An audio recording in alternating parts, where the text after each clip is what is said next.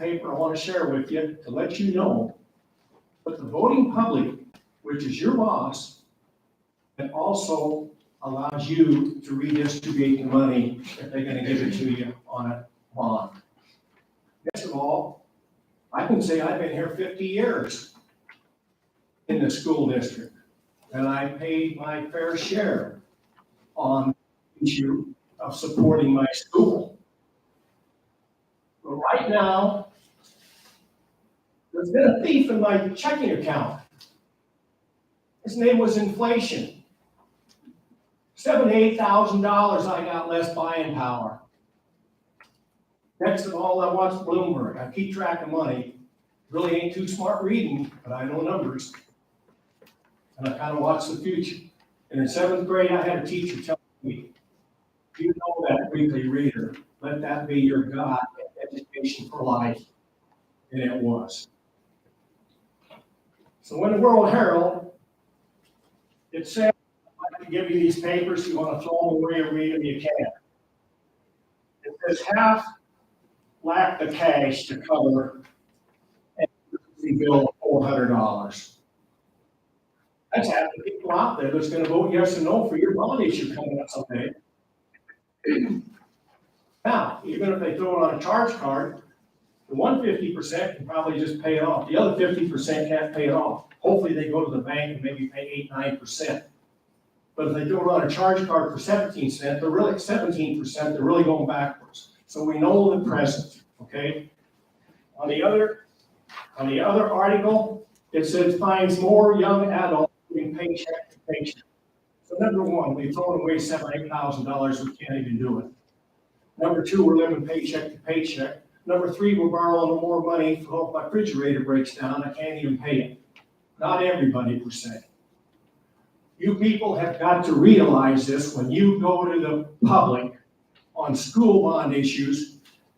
And then, let's say you've done a fantastic job. I can't read this too much and don't totally understand it too much. But that's why we hire a qualified superintendent, and we have a new qualified superintendent. But being the present means money's a little tight, and you don't want portables out here for that second high school, which you just may have. You're going to go through this, and maybe needs and wants and needs, maybe a need, but a lot of money turns into kind of a want now. You're going to have to start adjusting things so we, the people, can afford to keep supporting this school district like you want. We all need to work together. That means we need to compromise and we need clarity. In my American history class, the teacher had compromise and clarity. He reverted to that all year long when he explained the United States government. Without compromise, without clarity, you ain't got nothing. And I thank you for your time. And if I said it wrong, you folks, or the superintendent, anybody can step out of their position as a board member, sign the sheet, and come up here as a public person, and what I said is wrong, tell me, because I'm a big boy, and I can listen to it. You folks are entrusted, and I hope you pray to God that things work good. Now, I'm just going to leave these here. If you want one, it's pretty interesting. Folks, you better pray for this world. And one thing about it is, I ain't crazy, and I already got my reservations into heaven. Because I sat beside the bedside of a lady, and if she didn't go to heaven, there ain't one. Thank you. Thanks, Mary.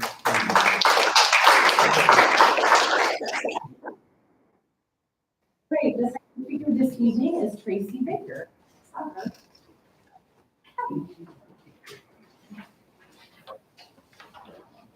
Tracy Baker. Rich, I'll just thank you for your words and talking about what's the Genesis Health Club and this team. I'll just let you know that what we were paying like when we were going to do it, we're going to have facilities that's now only up to $7,000, so 15% increase in the cost for a program that we started that we don't have facilities for. So Okay, under what I came to say, we are I do not believe we have heard any plans, thoughts, or otherwise remarks or plans to address our enormous debt. I get the main reason that may be we are waiting for the new superintendent, but even if that is the case, then that information should be provided to the public. I think one of the main reasons for the bond not passing is not enough timely communication in regards to the bond was made public in order for individuals to put thought into it, as well as asking for public input. I feel this was and since has been communicated to the board repeatedly. In addition to poor and untimely communication to the public in regards to the bond itself, I can say for me and many others I've spoken to within the community is also our dislike and distrust for some of the new curriculum we are seeing forced into our schools. I'm going to make an assumption tonight regarding the presentation we'll see later about the new English language arts curriculum. I'm assuming this is probably going to be already what we're doing. But in regards to that, tonight we'll be discussing a new proposed English language arts curriculum for K-5 called Amplify CKLA. Like bond information, curriculum adoption choices should be provided to parents prior to approval, not post. Parents should also be included in the thought process and selection choices in order to bring up concerns to administration and board members before seeking approval of new curriculum. Curriculum night should occur prior to the curriculum being adopted so parents can ask questions. Looking at the information that will be presented tonight, I would have asked the following. Choices were selected based on Ed Reports. Ed Reports was initially launched with $3 million funding from the Gates Foundation, a foundation known for the radical ideas and beliefs. Why are we utilizing reports funded from these types of foundations? Ed Reports also reviews instructional material based on Common Core instruction, something the state of Nebraska did not adopt. Why are we suggesting curriculum based on Common Core instructions? Education First teamed up with Fordham Institute to promote Common Core as well as help to develop the Ed Reports. Other notable items to mention in regards to Education First include clients are the Bill and Melinda Gates Foundation, Los Angeles County Office of Education, and the NOVO Foundation, which on their website states they support initiatives that promote a holistic, interconnected, and healing vision for humanity. They also have a strategy for spreading high-quality integrated SEL to all community schools, aka CRT and Marxism. Education First equity commitment includes building skills to deliver solutions that center racial equality with particular attention to equitable ways of thinking and learning. I think I have stated to the board before why our educational goals help make your community nationally are around equity rather than education. The selected Amplify CKLA curriculum is a digital experience. Does this mean like second step SEL curriculum? This can be and will be updated on an annual basis.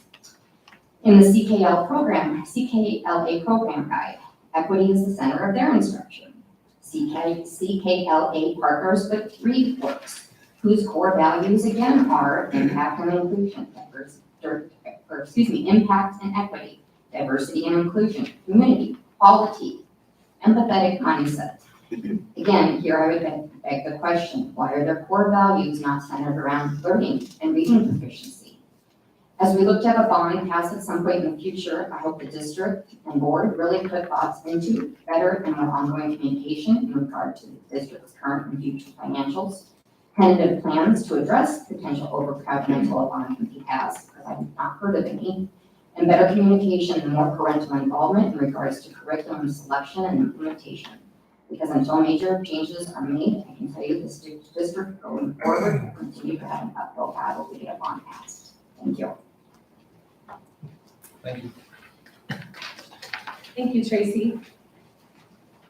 All right, and it looks like the last sheet we have this evening is for Dana, is it Baglin? Baglin, all right.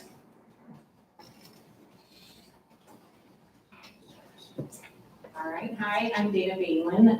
My husband Ward and I have 4 children. Our oldest is a senior graduating, and our youngest is a 5th grader graduating in elementary school, and we didn't graduate in 8th grade. But I'm here just on behalf of our tennis program tonight, just because we kind of caught wind of some of this from the last meeting, and we want to make sure that facts were presented, and you guys even understand, and the public understands that there's a story behind that. So thank you for your time, and thank you to all the tennis community that came out to support us, because it's a really impactful program, and I'm not sure how familiar you are, but they started the girls tennis program 3 years ago. And each year we've had around 35 girls on average go out, which is a really great size program. And in order to make that effective, they need essentially 4 courts for our varsity and junior varsity. That's pretty standard. And to start the program, for the first 2 years, the girls drove to the Cope tennis facility, which is a significant drive, and so time and gas and money, those kind of things add up, but they were very dedicated and they did that, and we had great luck there and success. And as of January of last year, Coach Mimi got word that those facilities were not going to be available to us because they were resurfacing courts. BPS was taking some of the courts, so they weren't going to be available. So he began even the process over a year and a half ago, looking for courts.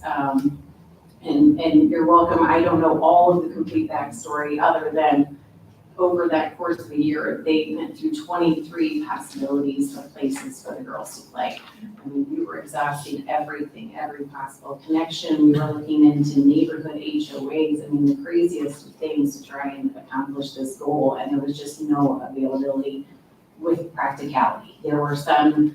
We even had another high school that offered to have the girls come play when they were done, but then you're playing at night in cold and in the spring on somebody else's courts who's a conference opponent. You know, not a big deal, but so many gracious people trying to help us out. And I know that all of the coaches worked really hard to try and find those facilities. And so I know the parents can tell you that Coach called a meeting this January and said, as of right now, we still don't have a place to play. And these girls have worked extremely hard, and so have the coaches, and they want to see this continue to thrive. And so we as parents even said, what do we need to do? Like, can we run private court time and we'll pay the bill, because we just want these girls to be able to play. And so in February, we were able to connect with Genesis Health Club, who did have the 4 courts available to us, and we paid the fair market value for that time. A few weeks later, Mount Michael, who we had approached before, that whole summer before, who had been telling us no the whole time, said, we can promise you a couple courts here and there, possibly. And so had they said 4 courts from the get-go, that would have been a done deal, but it wasn't an option. And so we took Genesis to guarantee a place for our girls to play, and then Mount Michael for a little bit of outside court time and the possibility of hosting 1 or 2 things. So all that to say, I just want you guys to know that this was done very fairly. It was supported through the administration. This tennis program is amazing. I mean, my daughter has participated in many varsity sports, and just the culture and the development and these girls in the classroom. I'm also a substitute teacher at the high school, so I see them like they represent us really well, and we should be proud for what they've done. And it is a lot of money. It was a very big expense, and that was a hard pill to swallow. But I think if you can see what they've done, how far they've come, how much they love this sport, and what they're doing to represent our school, I think you'll be really proud. And I think that's money really well spent. So we thank you for supporting them. We hope you'll continue to support them. I think it's a really transparent thing that what happened, and we just kind of wanted to hear the year a little bit about that. So appreciate your time. Thank you.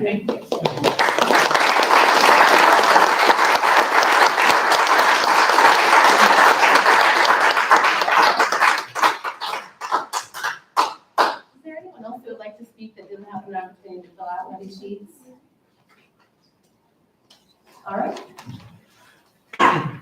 We'll move to the next agenda item, which is the consent agenda. This includes approving the agenda, the minutes from our last meeting, approval of bills, which I think were Tim and Jeremy. Tim isn't able to be here this evening.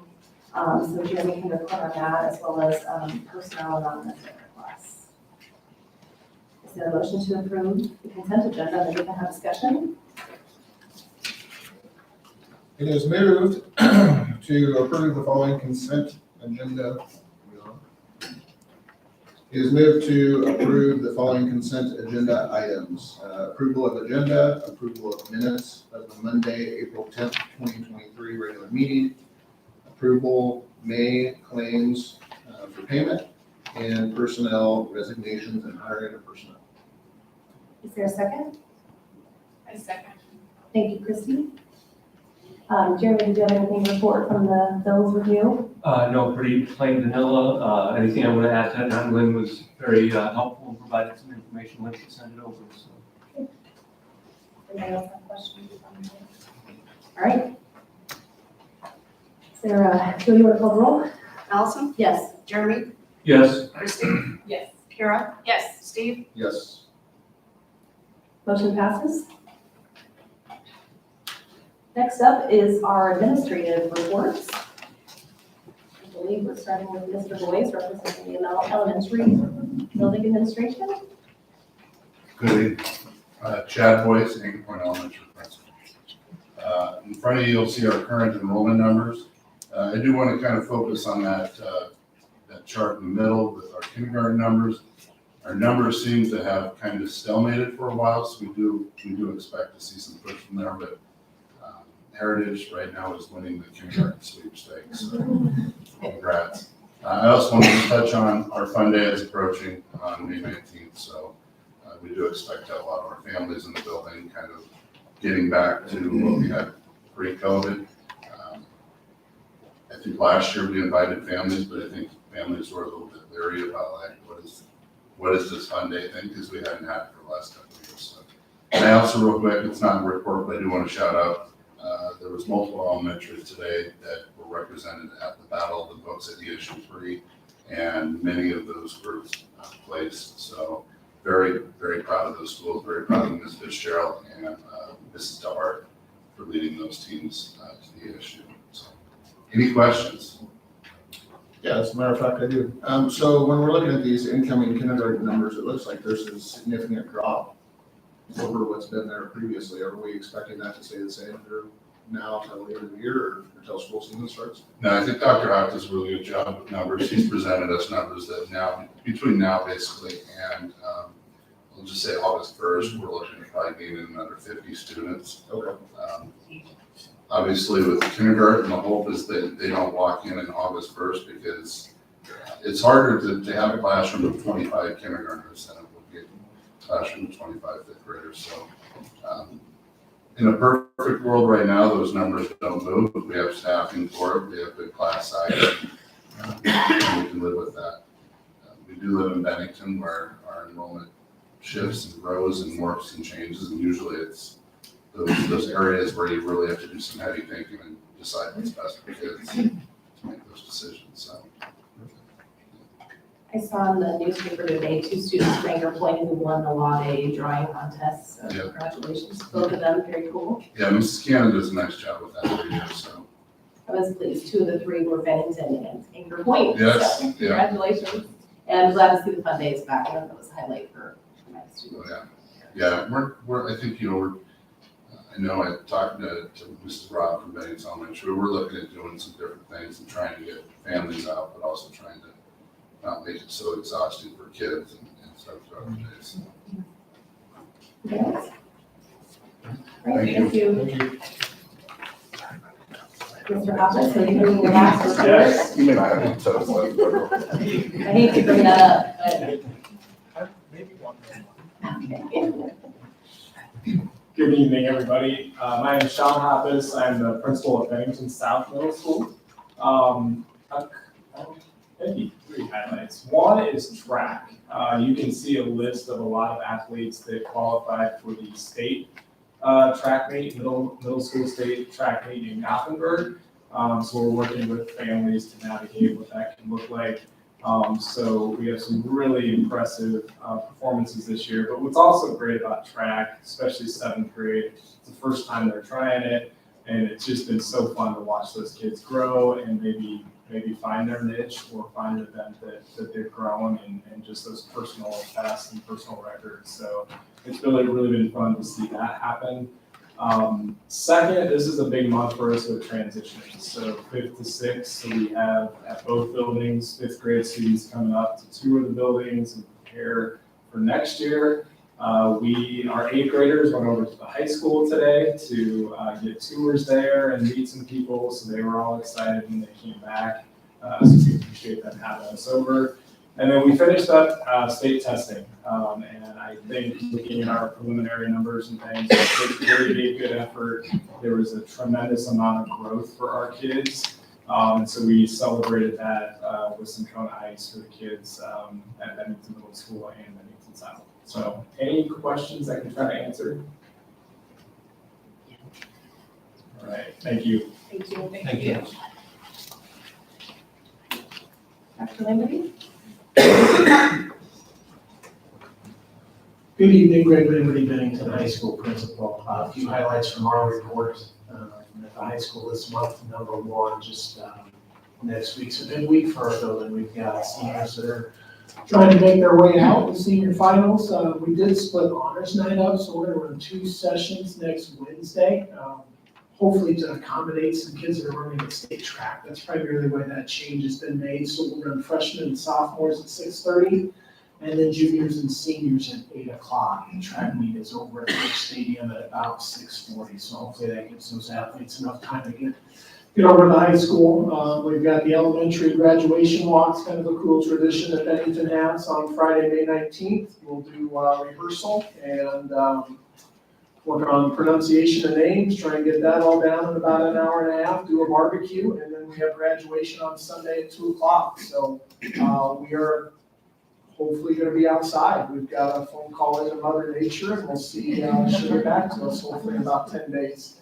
But we do have an inclement weather plan there. If we have to move indoors, we've got a situation that I think will accommodate families and we'll make it work. The other thing that I just bring up on the report is the auxiliary gym that's had the floor replaced. It is painted and it is curing right now. So it has to sit for 2 weeks. Jaywood Flooring out of Wisconsin was fantastic. They were on time.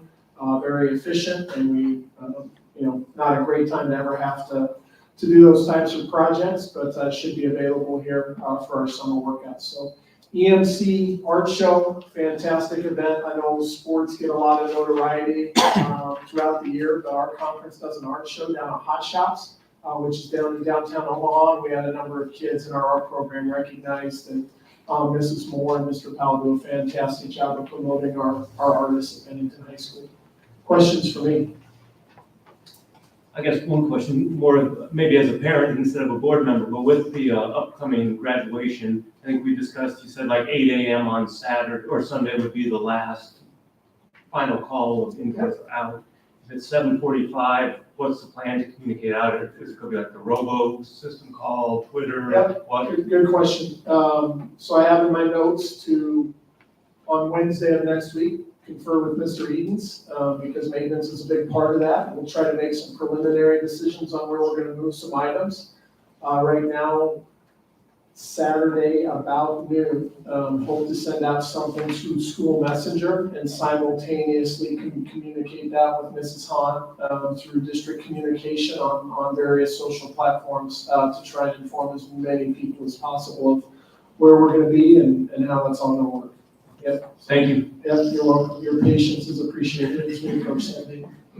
I just want to say thank you for coming up with the plan. I know there was a lot of frustration on the parents. What are we going to do? How are we going to get the most people to see graduation? So I appreciate you coming up with a solution that seems to be the most accommodating to most of our people. And I know that probably takes more work for you and your team to figure out moving locations, but I know that families appreciate that. So thank you. I appreciate that. It's both ways. Things don't get done around here without board support. And at the very least, we can say we tried. I have one question for you. Yeah. And you may not know the answer, but I was looking at the numbers. Do we know the 8th grade going into 9th grade numbers? Are they comparable with this year's freshmen? Just trying to assess the growth. Yeah, I mean, so I took those numbers from that 9th grade number in that second table is provided from Mr. Hoppus and Mrs. Rucker. So 280 was as of earlier this week, which 9th grade was moved to 276. So that's not counting, obviously, the kids that may leave us throughout the summer. Some may go to a different school district, and I also know that we have 9 kids that haven't been moved in. They've already registered, they haven't been moved into the rosters for next year. So I do know I just know that because Mr. Ruckman graciously gave me a separate school messenger list for those families to keep them updated to summer happenings and things they need to know for next year. Thank you. You're welcome.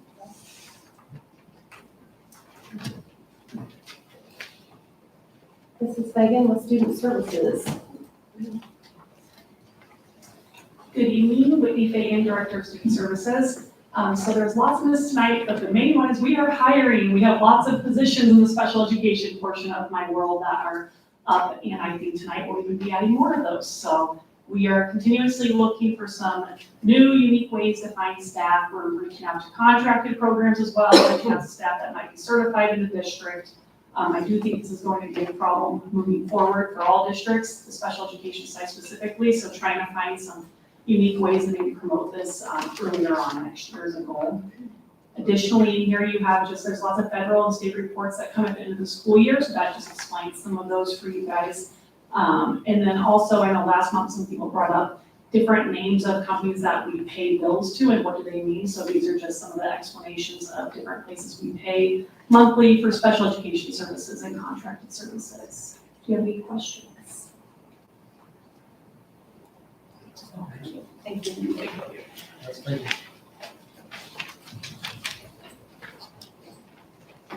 Dr. Hoagie with Curriculum and Instruction. Good evening, Dee Hoagie, Curriculum. To highlight, we are just about finished with state testing. NSCAS will close on May 12th, and that includes all the makeup tests that we need to get done as well. So we will get preliminary reports before school's out, and those are shared with students and teachers. Final reports actually come out from the state of Nebraska in the fall, so we will be able to share those and mail those home at that point. Curriculum, we have lots of committees that have been working, that we are finishing things up.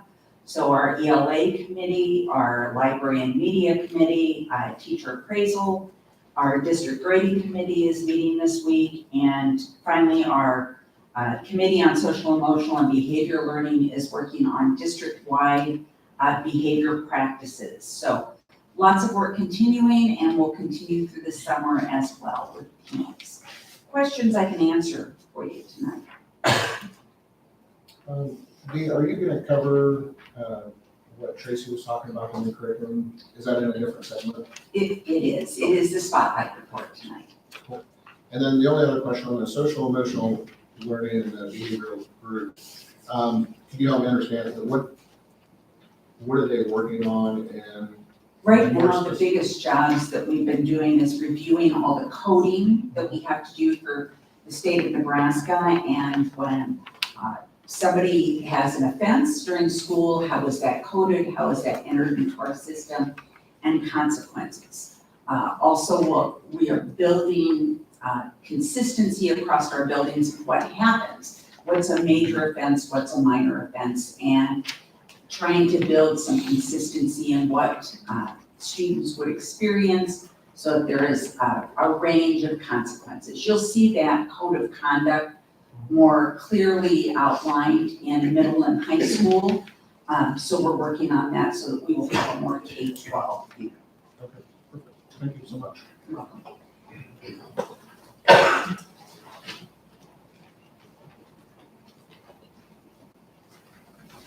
I think Dr. Blumenthal's going to highlight some teacher turnover and retention report. I appreciate you jumping in and my questions. No And problem. I know there was some folks who were interested in our numbers and going, why are we having people leaving? Why are they staying? Sure. Tell us more. So we're hoping to get more information. Yeah, so the resignation report is part of the superintendent's report for this month, and happy to go through that with you and highlight a few areas. And then I'll try to answer any questions that you might have also as well. Right now, we have 13 open positions to fill in the district. I know Mrs. Fagan talked about special education, and that's the number one area that we're struggling to fill right now. Not that they're all not really important, but that's one that we're trying to focus on and coming up with some alternative options to do that, and I'll get to that here in just a few minutes. We filled 20.5 certified positions due to growth this year, so those are positions that have been added that you've approved for growth in the district. And we've hired another 33.5 staff members due to certified staff retiring or resigning. And at the bottom of the page there, you can see that there are reasons on why they are leaving us. So if you look, that's a 5-year study there back to 1819, and you can see retirement, family, no plans, moving to another district because of the family, or moving for another job or job change. And when you look at that number of 19, there's a variety of reasons for that. Maybe finding a job that is a promotion from our district to another, going from a counseling position to an administrative position. We've had a few teachers, classroom teachers, going from the classroom into interventionists or assistant principal positions, or leadership positions in other districts. So that's some of the reason. And there are just some other people that have decided to try it in a different district as well. And so that lends to that number 19 going to another district. But if you look at 36.5 staff that have resigned out of 335, we're at 10.8%. I've surveyed other school districts in the metropolitan area, had a few reach back to me. Our percentages range in the metro anywhere from 7.9% to 10.5%. So we're on the higher end of that, which is obviously something that is concerning for us. We do give a survey to our staff as they do resign. They don't have to take it if they don't want to, but we've had 29 surveys come in out of our total of 36.5 or 37 people that have resigned. There are a variety of questions that are asked there. Would you consider returning to Bennington Public Schools? We had 90% of our people say yes or maybe that they would return back to Bennington Public Schools. Of the surveys, 29% of them is 79% of the people that are leaving have filled those out and returned back to us, which we think is a good number. Do you feel your administration supports you? That is another one that's at 90% that we appreciate and that we think is good data. But there are other questions like what's the most frustrating part of your job? And people are pretty honest about what's frustrating. And although there's maybe some singletons out there, kind of the recurring theme that we see is more to do with less time to do it. Just work-life balance and being bogged down with things to do. And that's education, and that's always been education, but how can we work to try to help improve that is something that we talk about and we'll consistently try to talk about and try to improve. Jumping back to those special education teachers and all of our teachers in general, I know there's an agenda item tonight for some curriculum proposals and personnel proposals. One of the things that we talked about is being able to get those approved, knowing maybe we might not fill those positions between now and the start of the school year. But having them vacant at semester time and going to job fairs and spending time, I went to 5 different job fairs this last year, being able to walk into those job fairs knowing I have a position that maybe at semester time we could grab a semester graduate and fill the position for second semester is maybe an option for us that we haven't done in the past. So that's one way we're trying to look maybe to help curb some of those numbers. So that is my portion of the superintendent's report. I'm guessing there may be some questions. I'll try and answer for you the best I can. My question is, do we analyze the data on a building by building basis? And are we for sure we're looking and making sure there are pockets in certain buildings that are problems? Okay. We do. Right now, to be honest, the largest turnover rate is at the high school. I attribute that to the high school principal change, probably this year. Also that for you. He actually told me to say that way.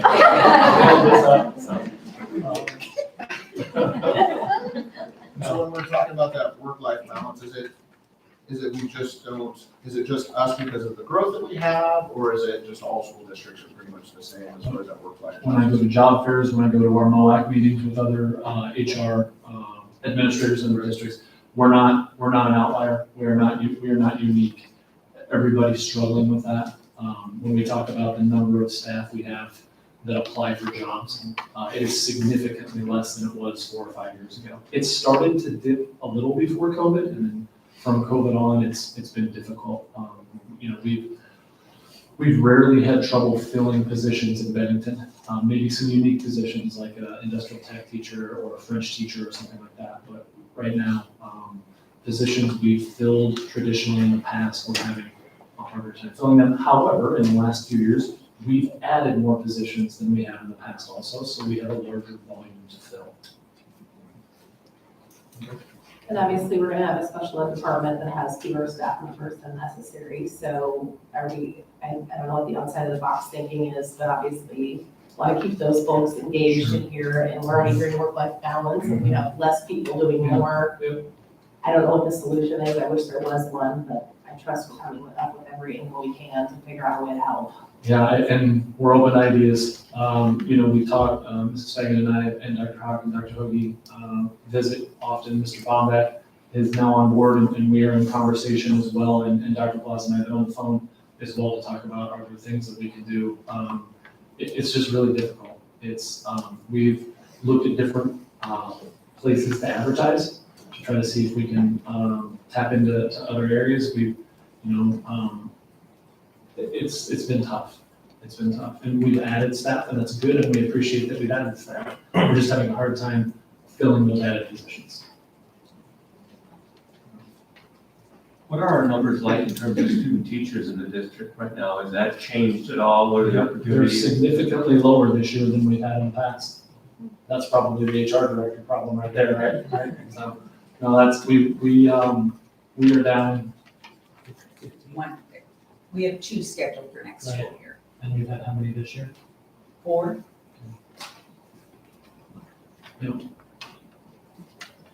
So that's, student teachers are down as well. Oh, thank you. Other questions, anything else? Thank you. Thank you.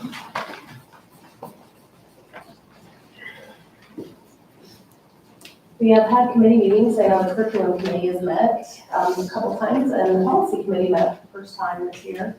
I think I mentioned earlier this year, we've been trying to, want to start the curriculum committee. Okay, thank you. Let you guys lead. That's. Yeah, I think we're seeing the same thing, but that's good to hear, because we talked a lot about that. Oh, I'm sorry. I wanted them to feel the city. That we talked a lot about that, about how we will be sitting once we, Kara, I don't know the truth. approve these. We can hear you. Start over. But we had that same conversation about trying to fill these positions and how tough it would be. But we did, we continued as we get more money, and we continue to try to add those teachers so that we get an earlier time that we can try to hire educators. But I know that it's tough, and in my line of work, we're seeing the same thing, especially in special education. It's a hard time finding those teachers, but. And of course, we're making our move too, and still looking at what's happening in the legislature. So it's been tricky this year, probably trickier than I've been on the curriculum committee for a long time. And it's just, seems like this year is probably the most uneasy we've ever been with the amount of money that will be coming in, the number of educators that we'll have to hire, and how to time all of this. So, is that a summary of it? I mean, if you have any questions, we can answer questions on the specific ones. I didn't quite hear you on the legislation, what's happening in Lincoln. I guess, quick question, do you think we're gonna get the money that we've done in the past, or we're gonna get, or do we know? I think Dr. Hawk's gonna answer some of those questions that are coming up, and I saw it earlier on the agenda, so. Thank you. Yeah, absolutely. Yeah, and just to Kara kind of went through everything that we talked about. The other thing, so again, just going back to proposals and talking in real life numbers, right? We're looking at like 4.5 million in need that we had, and we're operating right now about 3.1. I think Dr. Hawk will probably give you a little bit more. So right now, we still have about 60,000 left that we're going to talk about and what we're going to do with that, or potentially based on the need for positions that we're unable to fill, what we do with that. So that's something we're still working on and talking about. So, yeah, appreciate that. I don't know if we can ask you what is curriculum costs for teachers. We have that or not. So we can talk about the specific, yeah, so you have personnel costs, which is gonna be the cost for the teacher, and then your curriculum costs, or also material costs, right? So if you have additional, let's say we're bringing on a half, the PE teacher, right? So they're gonna have additional materials and things that they're gonna need as well, so that helps cover some of that cost. And those are estimated costs, and we get actuals after that, everything's happened. Computers. I know we talked too about the middle school wrestling proposal. We've had constituents in here. Can you guys highlight for me this ad and the rationale behind that? So one of the things that we talked about, there's two different proposals out there for wrestling coaches. One is going to cover the high school, one for boys and one for the girls. That one is still on our table that we have to discuss coming up in the next meeting. I believe we're going to talk about that. The one that we've approved for this one is adding a program for the middle school. So currently we have the opportunity girls in middle school can only take 3 or participate in 3 activities during their school year, where the boys can do 4. So they're going to change that. The wrestling program will be offset, so now the girls can participate in their 4 sports as well during the current year.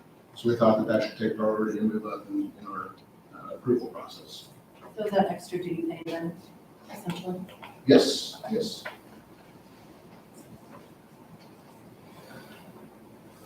And my last question, was it unanimous recommendation from the committee? Yes. Yes. Yes.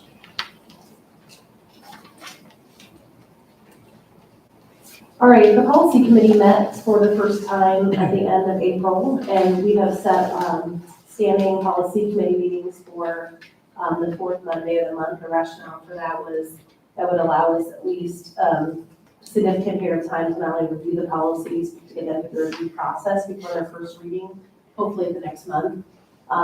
We're starting off slow. We did the 100s and 200s, and I only did it halfway through the 200s. So Jeremy and Steve and I are on that committee. And I think we're finding that, it's really helpful to have a continual review process with that, because there are updates in personnel, there's updates in phone numbers and little things, but there's also, hey, we're reviewing, are we actually doing this, right? And if we are, let's change the policy to reflect what we're actually doing. And we're hopeful that if we come up with some sort of set schedule for reviewing the policies, we'll get through all of those within a certain number of years, so that we're not having to do a huge effort to review all the policies in 1 year. So this seems like a more reasonable approach to try to get through all of them more regularly. So we don't have a lot to report this time. We're still looking at them.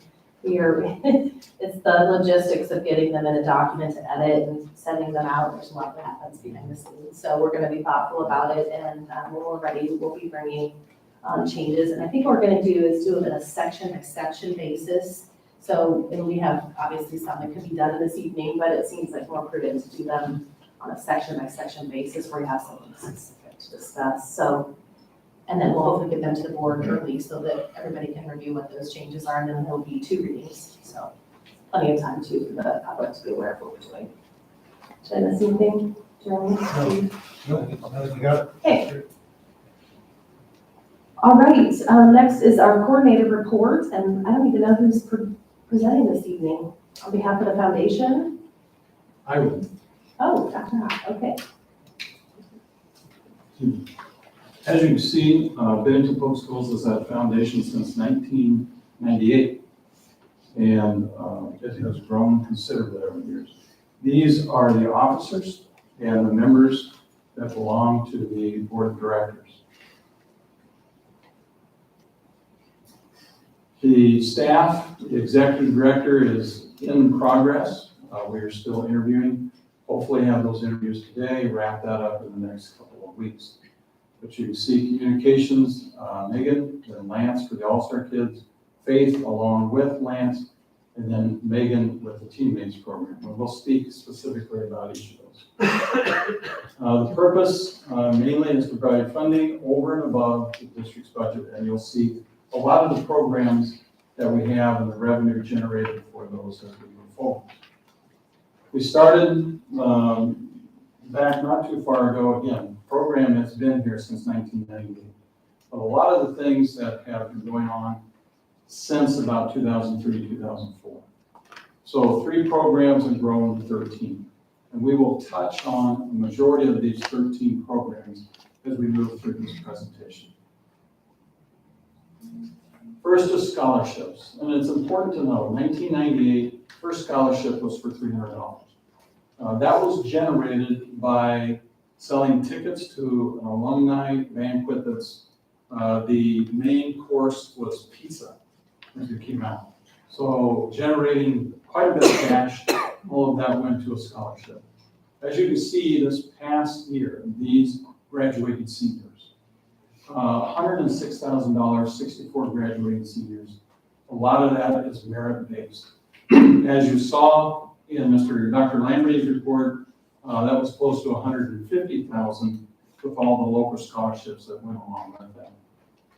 $656,000, well over 400 seniors since 1998. Okay, picture there is all of those that received that award just in foundation scholarships. Classroom grants. This is where we go above and beyond the curriculum, innovation, pilot programs, things that cannot be funded by the district budget can be applied for in a classroom grant. These are anywhere from $500 to $3,000, $24,000 awarded this school year, but over $300,000 awarded over the years. And you put those together with scholarships, you're getting close to $1 million, just under, that have gone in just these 2 programs. Classroom grant examples of decoding. This would be along with the program. We hear a lot that students don't have enough of that we don't have enough employees in the world of tech. We looked at nugget couches, very important for sensory with preschool. And we looked at a lot of different things, indoor growing towers in the science area for the high school. All-Star Kids, this is the main source of revenue for the foundation. There is full and part-time summer program, as well as each of the 5 elementaries has a before and after school program ranging from roughly anywhere from about 75 to 120 students per building. The summer program alone will have over 240 students. Majority of those that are in the summer program are full-time as opposed to part-time. And again, major revenue source. Implemented in 2014, project funding, an avenue for funding that falls outside of the classroom grant. An example, t-shirts for the life skills students as they went in track and they do unified bowling. So those are examples. The robotics club. Student needs. Those that, this can go beyond free and reduced lunch. For example, we had a tragic situation where a family lost their house due to a fire. The foundation jumps in right away, provides funds maybe in terms of gift certificates for food, maybe a couple of nights of housing, things of that nature. So this is student needs funding that goes along with that. We also have sent several students to the eye doctor to help out with the Lions Club that is primarily responsible for that as well. Teacher development, $15,000 allocated each year. A lot of our teachers, whether it be advanced placement and advanced placement training, occurs for our teachers about every other year, or if they're taking on an advanced placement course at the high school, it takes that first year and has training to it. But it also has an 8-year curriculum cycle, and a lot of times we have professional development that is local or state generated, but this allows us to attend a national event in that specialized area. Student and family impact, speakers, presenters, activities for elementaries. As you can see, an example, New York Times best-selling author April Henry was at the middle school this year and presented on some of the things that she has been writing about. And then partnering with the district to bring CAM awareness motivation speaker to the high school and middle school. Study centers, this has started in 2018. It is at the middle school and the high school. It helps pay those teachers to stay and help support and work with students before and after school. As you can see, each day, math, language, arts, and science is available. 1,400 students have been helped through this program and the foundation support. And words for thirds, dictionaries that go to each of our third graders as we move forward. Teammates, very important. As you see, currently serving 89 students, and there are 15 mentees waiting. So those of you that are in the audience that are adults that want to be a mentor, don't think you can be a mentor, it is possible. Being a mentor to that child is extremely important. And as you can see, we should highlight this even more. Bennington Public Schools Teammates is the 2023 National Chapter of Teammates. And that's something to be very proud of. We certainly congratulate them.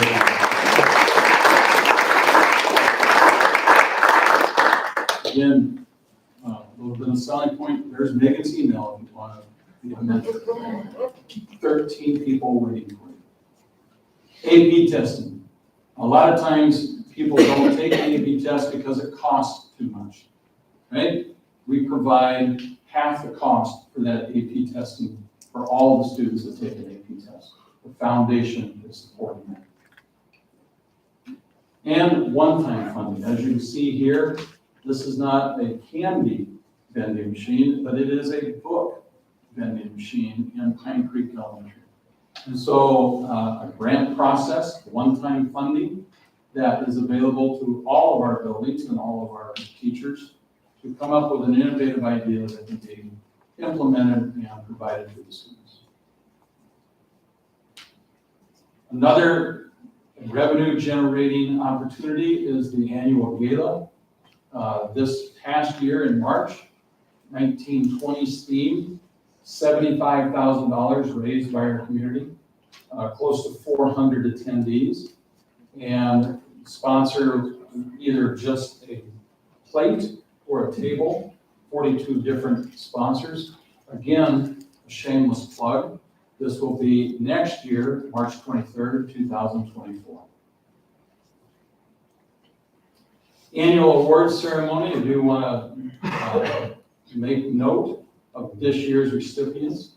Catherine Sindelar is a new educator of the year. That is somebody with 3 to 5 years or less in the district. Chris Tomjak, distinguished educator of the year. Andrea Dirkschneider, support staff of the year in Pine Creek.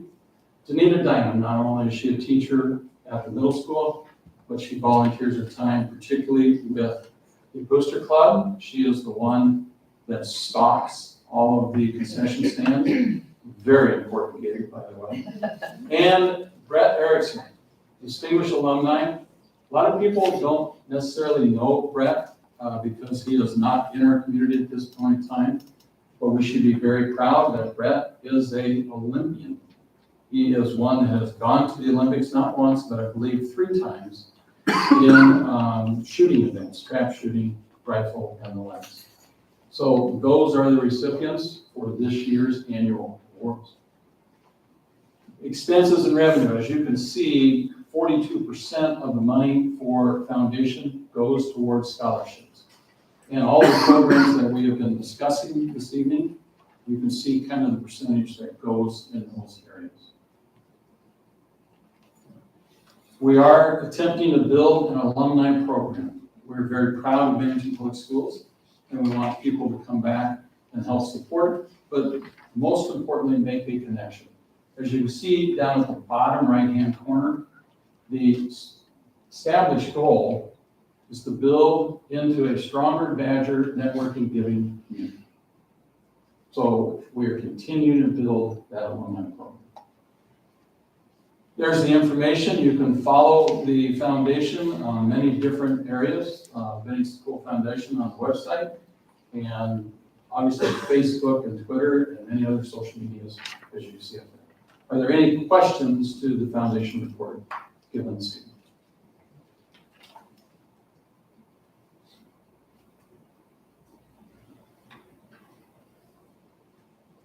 Next up is our lobbyist report. I don't know if Julia Fletcher's here. I think in the back. Yes. She's going to give us an update on what is happening in the Nebraska legislature, which I know several folks in the room are interested in hearing about. Thank you for making your way up here in a busy time. They pulled a fast one on me by skipping over a bill, so they're actually talking about our omnibus education bill on select file. Right now, as we speak, Ms. Fletcher, could you hold the microphone? oh, closer? yes. I don't know if it's even on. I see Mr. Ruffin coming here.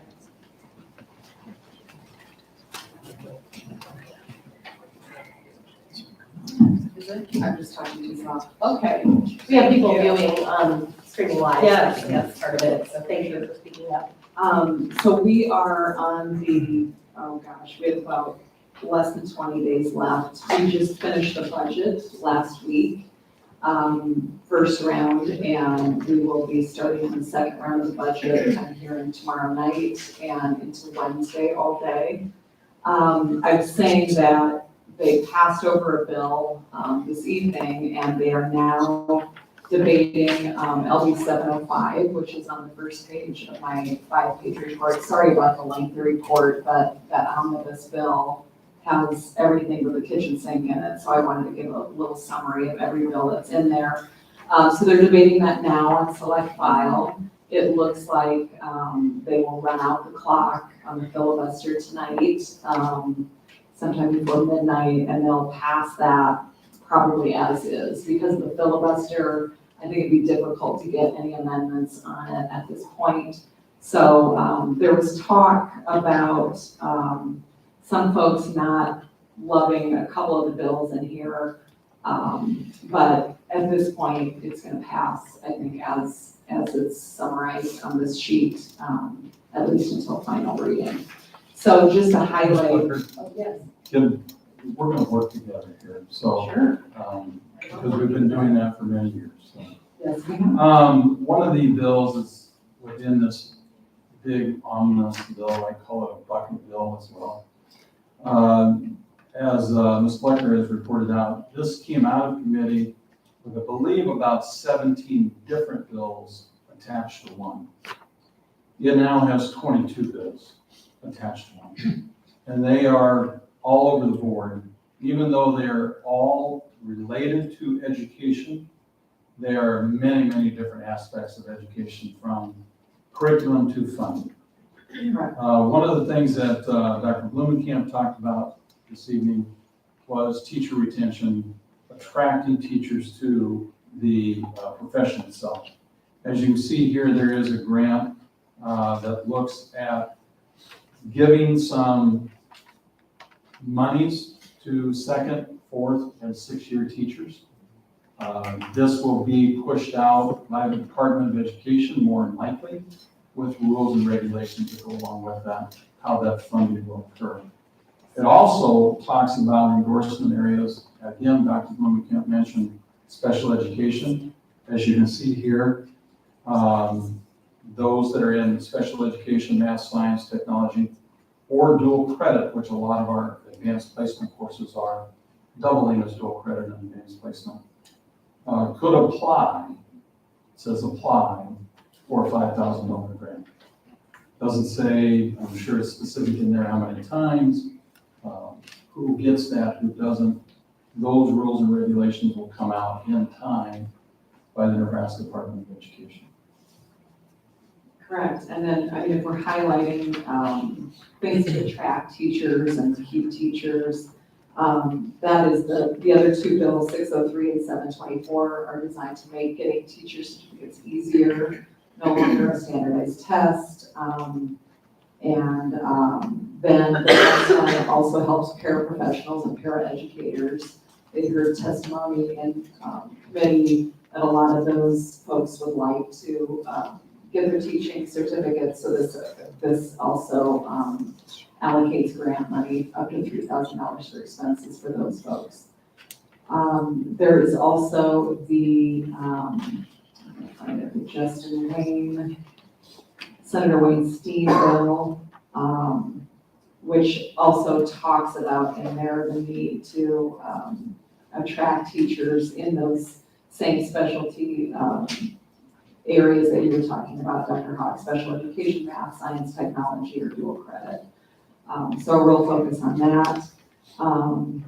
A bill, controversial bill, that I think is being discussed still is LB 632 by Senator McKinney, prohibiting the suspension of K through, pre-K through second graders.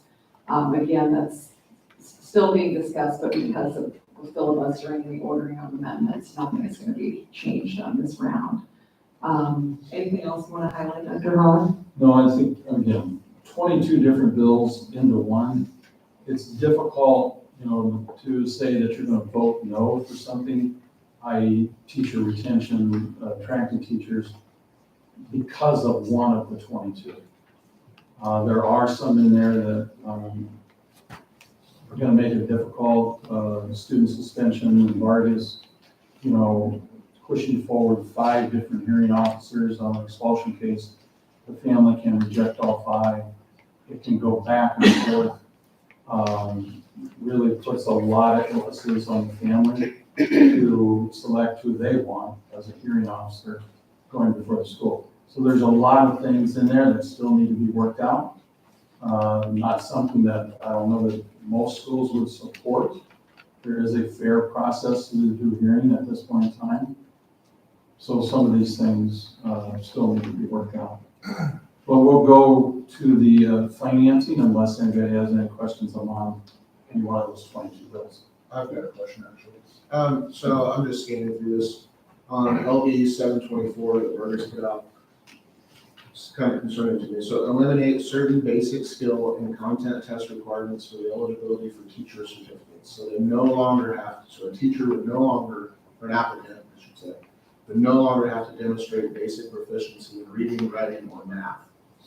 There is a That sounds test like called the a praxis. problem to me, right? There's a test called the praxis. Mhm. And that test has been troubling to some.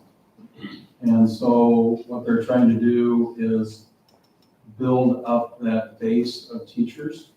And so it still comes down to evaluation, and teachers still have to be evaluated in the classroom on not only relationships, management, but content as well. So I'm assuming when we're going through our hiring process, we can probably look at that as requirements, right? For our district specifically to say, look, we're looking for people that have passed this certain basic proficiencies. If the state gives it, I believe this would eliminate the state from giving that test. Interesting. Yeah, it eliminates the standardized test, I think is the goal of it.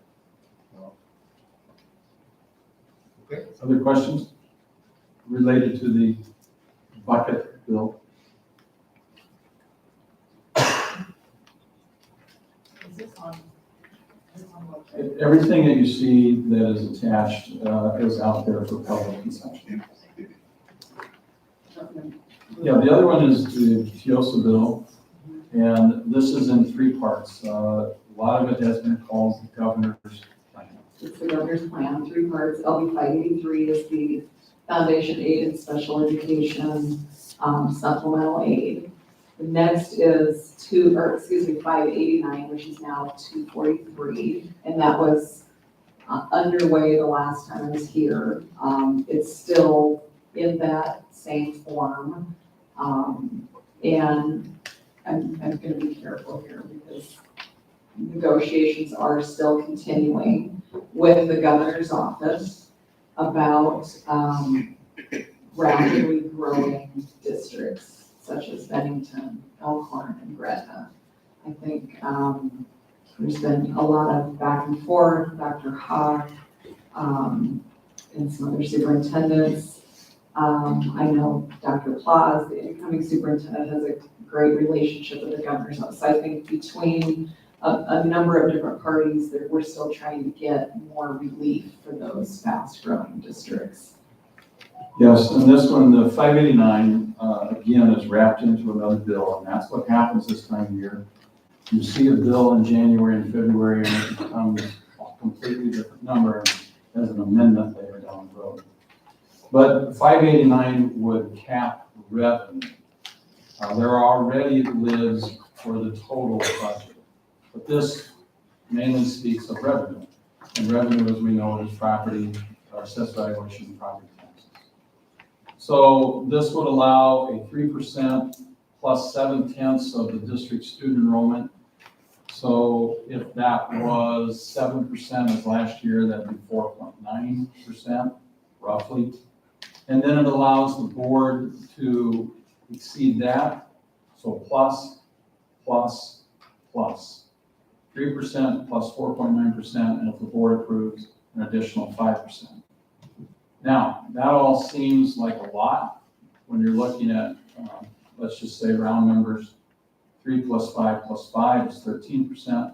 But keep in mind, to open 2 new buildings last year, a budget increased 20%, and you had higher class sizes because you didn't have enough funding to make those things work. So even though 13%, as I say, sounds like a lot, when you're opening a new building, it may not be enough. And that capture revenue, and that isn't just a one-time and you can make it up later. It caps it and you start with that number again the next year.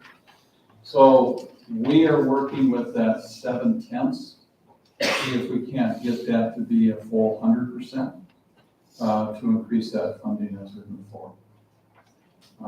It would, by the nature of the bill, create property tax relief, i.e. it caps what you can do, and thus you may not be able to reach that revenue, but it limits what you could go up to because of a artificial ceiling that goes along with that. One other thing I want to mention, the $1,500, that seems like a lot per student, and it is, but that does not go to those districts that have TIOSA or equalization aid. That includes Bennington. That includes about 70% of all the students in the state of Nebraska. So if you do not receive any equalization aid, mainly smaller school districts, then you would receive an additional $1,500 per student in revenue. If you're a district like Lincoln, Omaha, the 3 growing districts, mainly the 24 to 25 larger school districts, you would not see that $1,500. It's part of your state aid already. And then the 80% additional money, the actual reimbursement is somewhere around 40%. So that will double, but that comes a year later. It does not come automatically the year out. So that's 80% of your expenditures in special education. So those are the 3 parts and pieces that are still being debated, negotiated as we speak, and we have less than 20 days left. Thank you. And Dr. Hawk, I know that you go through this a lot, so can you help us all understand what that means total dollar-wise if it gets approved the way it is set today? How much are we looking in the hole that we would lose? Bennington, and I want to clarify that, Bennington always grows, okay? So it's difficult to say that we lose money. We normally and have not lost money for several decades. I'm sorry, off the top of the budget. But we would not have access to Right. approximately about $300,000 if this was to pass. So that could be close to $0.015 to 2 pennies on the budget, with estimated current growth moving forward. We have yet to see a model, and so all of us are really blindfolded moving into this because the Department of Ed has to put this language into a formula supply it with numbers, kick it out to see where we really stand. And we've been asking for a model for 2 months and have yet to receive it. Lately, we've been told daily that we're going to receive that model. And then another day passes.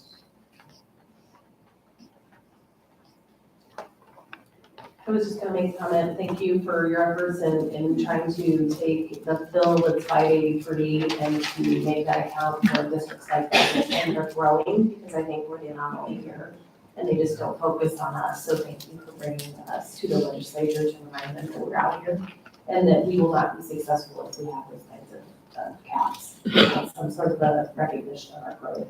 So I appreciate that, and then I also appreciate you telling us early, because we're gonna see other districts that are gonna get relief, and we're gonna go, well, why don't we like them, right? And so for our community, we have to help them understand that we did the best we could to ensure that we were accommodating for our growth, but we aren't gonna receive the same benefit as other districts that don't have equalization rate. So thank you for communicating that with the districts. And I think that's a very important piece. I think you're going to see a lot of districts that, if this law passes, and we think it is, because first round was very positive in terms of votes, you're going to see anywhere from 10 to 14 cents normal levy drop, where in the 3 growing districts, you're probably seeing 2 to 4 cents at best. And if I can just add, I mean, it will pass in some version, they have the votes to pass it. I do think we've heard over and over from folks working on it and trying to get the numbers correct, that we are an anomaly along with those 2 other schools in particular. And I do believe that that message has been heard. Finally. I don't know that it was at first, but I do know that's under consideration, and we're appreciative of that. And hopefully there will be some movement on that 27 number. I appreciate it's not an easy problem to fix, right? So we're trying to make sure we're accounting for districts that are like us, that are truly growing, but we're trying to not open the floodgates and make sure that we're being very careful. So I appreciate the drafting of that legislation will be challenging. So if this passes, is that off the table? Would they have to add an amendment in order for us to be? Yes, I mean, our hope would be that they would change it before it passes. So, and there's a little bit of time, even though 20 days doesn't sound like a lot. We have a lot to get done. And with the filibustering of every bill, there's 8 hours on other people's bills that we can spend talking to each other. So, yeah, the goal would be to get whatever change we can get before it goes to final reading. Thank you.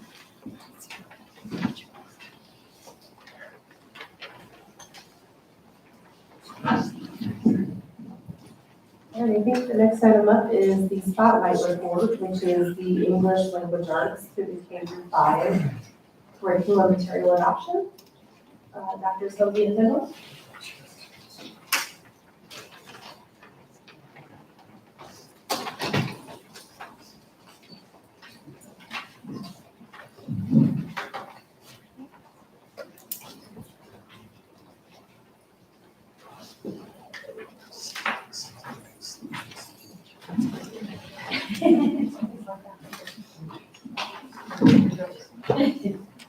All right, we are pleased to be with you and share information on the work that we've done to adopt new material for our grades K through 5 in the English language arts.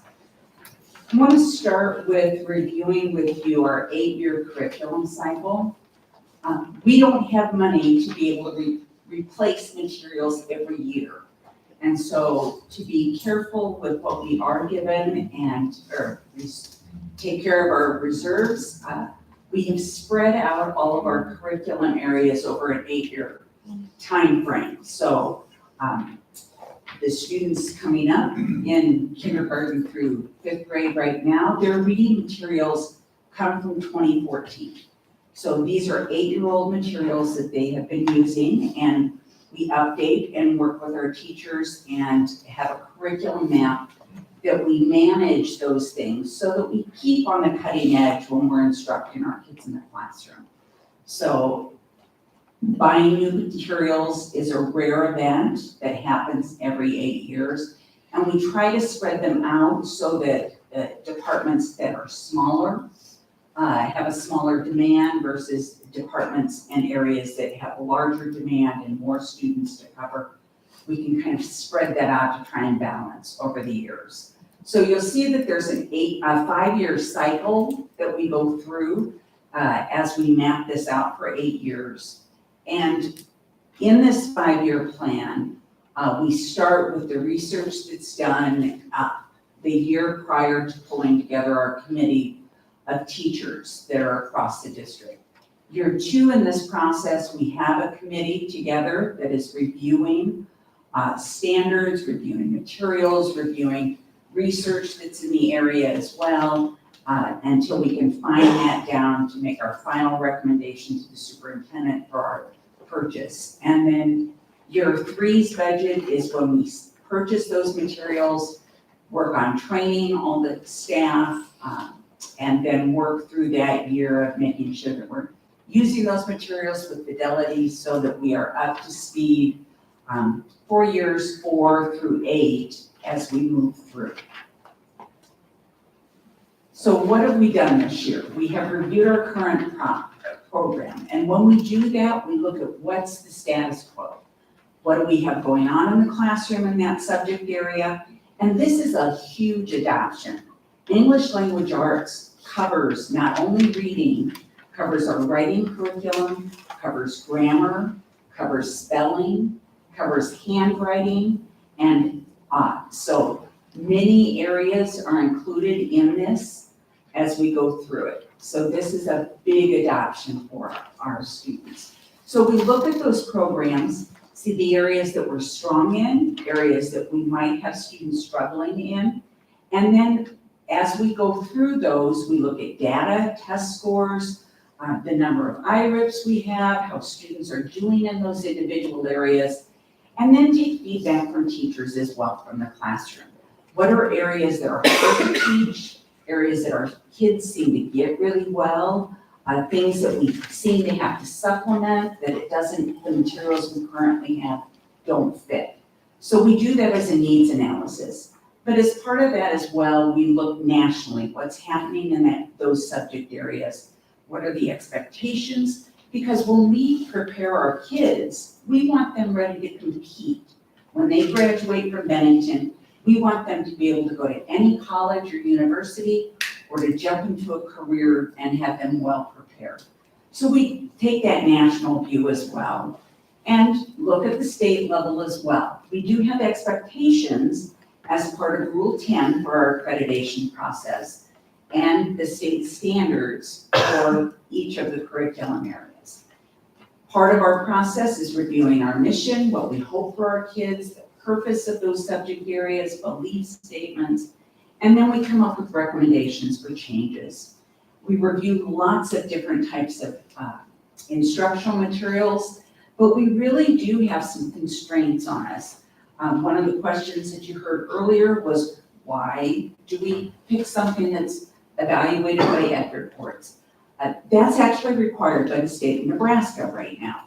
Nebraska's Department of Education is in partnership with ed reports as an organization that is a nonprofit that evaluates different curriculum materials.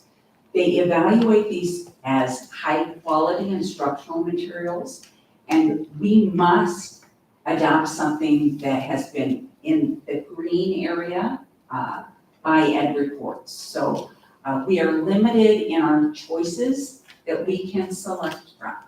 So that kind of gives you the outline of the work that we've done so far.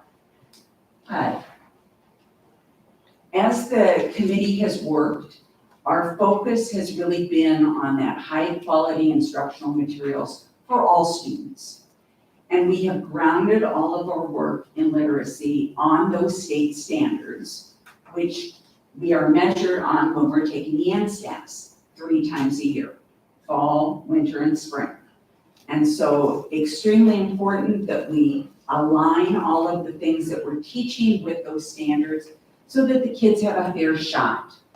We can't expect them to perform well if we haven't taught them. So that's our goal. One of the biggest changes that we'll tell you a little bit about with the standards is the science of reading is a major focus in the new set of standards, and Dr. Tito will fill you in on that.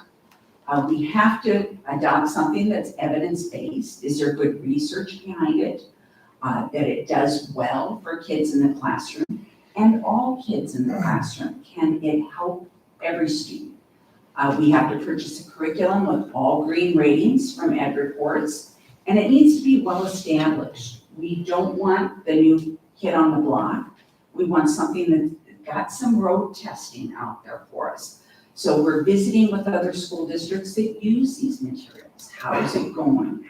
What are the rough parts? What are the easy parts? What's gone well? What do you have to watch for and make adjustments for?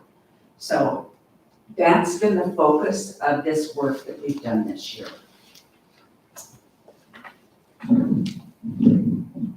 All right, Dr. Hoagie mentioned that we did a lot of background work on the Nebraska College and Career Ready standards for ELA. And I think this graphic depicts what are the components of it. At the heart of it is a textbook, and that is a text-centered approach is what Nebraska would say this model is. And what that means is that you put an abundance of material, high quality material, complex text in students' hands.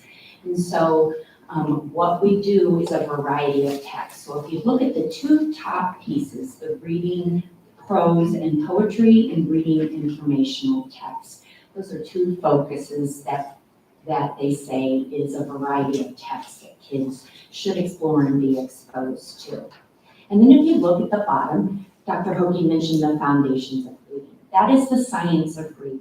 You know, there's been a lot of shifts, and I'm going to go through those in the next presentation from 2014, when our last standards were adopted in Nebraska, to 2021. And these are evidence-based practices of how kids learn to read.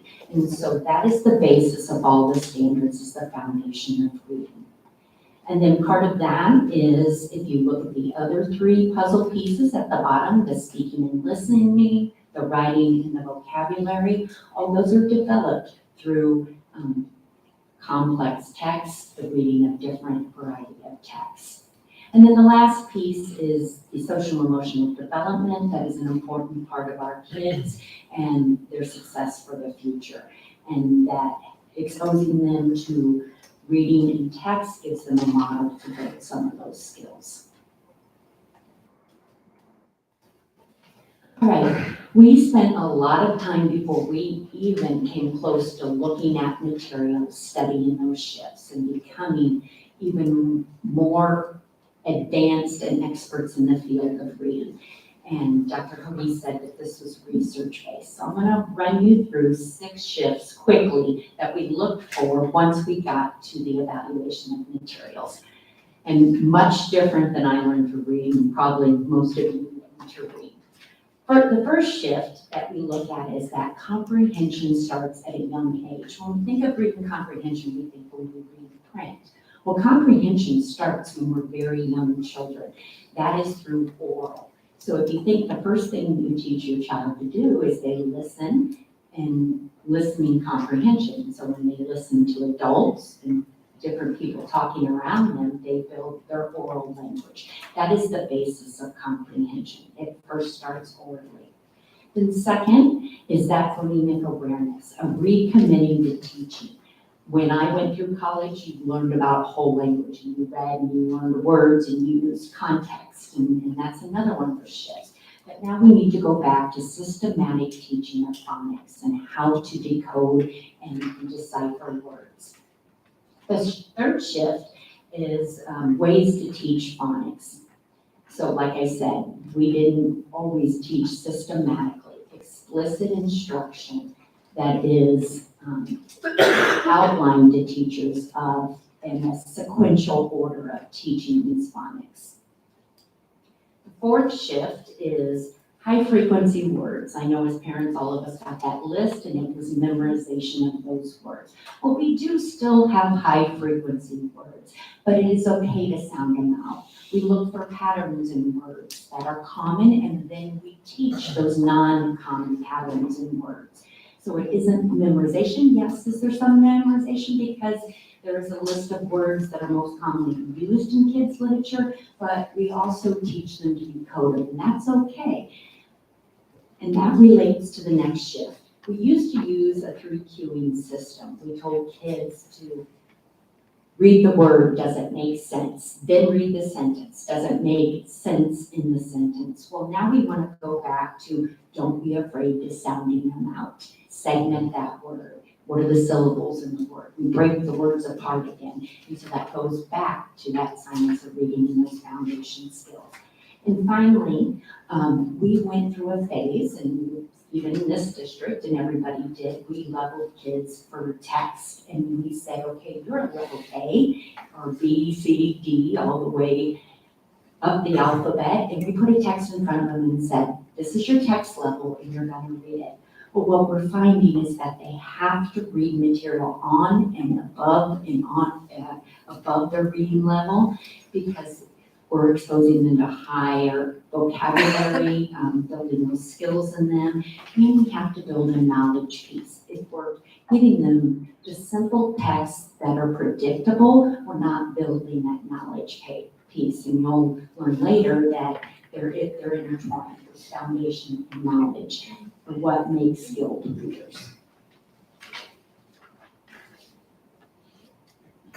All right, so the science of reading. We call this Scarborough's rope. I have trouble with that word, sorry. And there is different strands to reading instruction. There's the language comprehension, that knowledge piece that I talked about. And then there's the word recognition, the phonics, the decoding, the sight recognition. And all kids need both of those. And then when you have those strands, they start to intertwine, and that's how you develop a skilled reader. And so what we know is we needed a reading program that had both and had a focus on both of those components. It's evidence-based, it's research-based, and it's going back to what we call the science of reading.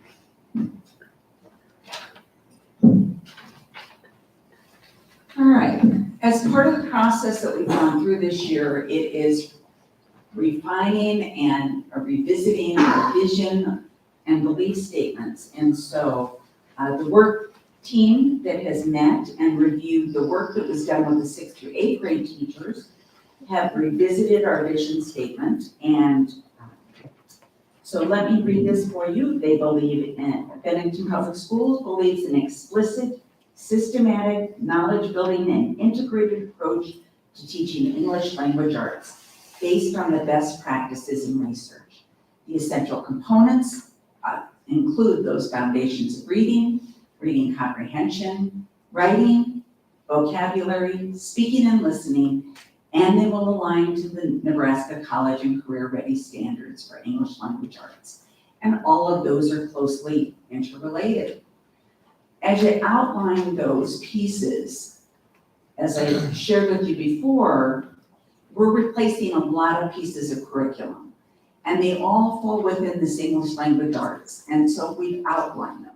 So that there's no doubt that all of those pieces will be covered and directly taught in our K through 5 program.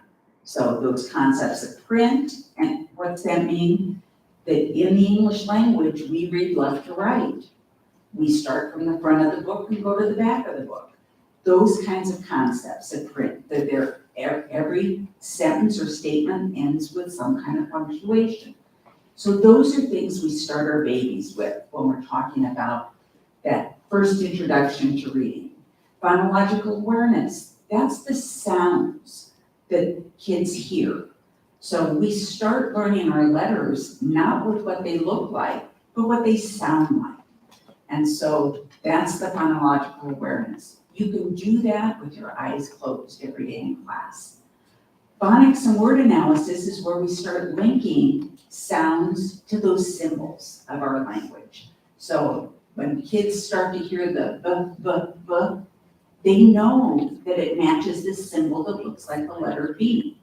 So rather than killing and drilling kids on learning their ABCs, kids will now learn their sounds first and then learn to match those to the letters of the alphabet.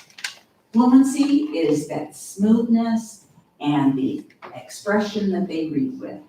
So, and we need to do it in lots of different formats. So that prose and poetry, informational text, we'll build vocabulary, we'll be writing, and our writing focus will be responding to reading. That's what life is all about. So when we learn something, hear something, or read something, we should be able to write about it. And so that's what we will focus our writing on, is that the kids will be responding to something. We'll work on all those foundations of writing, which includes that spelling, grammar, punctuation, along with the different modes in writing, along with their handwriting, and that sound and letter correspondence. So quite a bit we're tying into this work, and that's our goal, is to cover all of those elements in English language arts. So with this materials review, we had a 25-member committee, including administrators, reading specialists, classroom teachers, special education teachers, speech pathologists. Speech pathologists are amazing people. They work every day with students and adults trying to link sounds to letters and words. And so a lot of the work that our speech pathologists do every day in speech class, those are the things we're bringing back for every child in the classroom. And so we're excited, and those experts have helped us a great deal. We had higher education instructors, we had ESU reps as well. So lots of work that we did with this committee. The people who served on this committee needed to be Bennington employees. They needed to be knowledgeable in this area of English language arts. They had to give a lot of time outside of the workday because we were meeting at least twice a month, sometimes 3 times a month in the evenings to do this work. They also needed to be respected by their peers as somebody who knows the subject area, and that they're a good teacher on top of it, so that the other teachers, when the recommendation comes out, it can be trusted because they're the experts in the area. Those people are also going to be asked to help train the rest of the staff as we write that curriculum and get prepared to do that. So we reviewed 9 different curriculums that met that requirement of those all green ratings on ed reports. They also had to be meet our requirement. And that committee developed a set of criteria that's available that you can go to and see all the different pieces of what were important. They all aligned with those standards and in good teaching practices. We looked at the 9 different curriculums that we had listed here. These had to be core curriculums. You saw that big list of the things that we needed these materials to do, from writing to spelling to grammar to reading. So all of those needed to be included because it's the core that all students are exposed to on their grade level. So we narrowed that selection from 9 down to 4. We brought the companies in to answer some hard questions that this committee put together. And from that, we had made a selection. So based on the criteria that we discussed, we have selected Amplify CKLA. It matched several of our criteria and where we started with our focus. 38 districts in the state of Nebraska alone have adopted CKLA.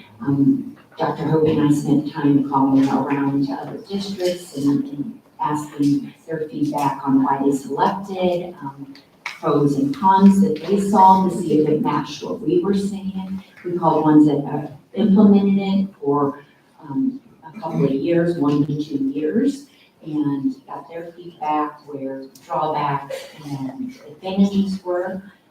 We looked at the evidence, did it match the standards, was it nationally recognized, did it match the science of reading and the research?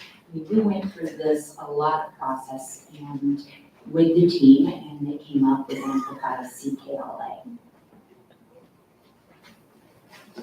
Some of the highlights of the program that were important to us. It has foundational skills that covered all those components that Dr. Hoey and I have talked about. It has the knowledge piece too, so that Burroughs rope and how it intertwines. It's explicit, it's systematic, with proven high quality materials that we were looking for. It's complex and content rich that matches the center of the standards for the state of Nebraska. There's a digital experience that supports our one-to-one, and kids have access to materials and books at home.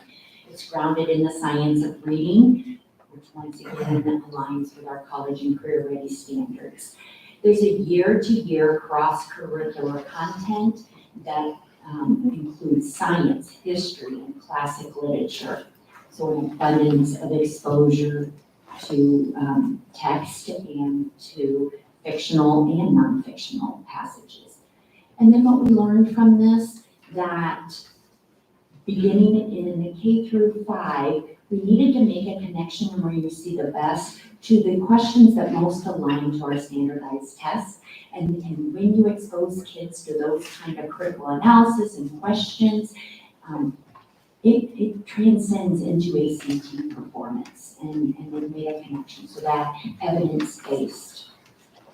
And then the committee, they asked, why did you select this? Strongest program for foundational skills, the foundation of everything.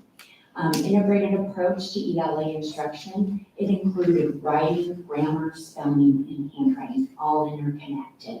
Robust, high-quality instructional strategies and materials, explicit instruction that is clearly outlined from teachers. So what is being taught in first grade at Pine Creek is also high-quality material that's being taught at Bennington Elementary, and an extended K-5.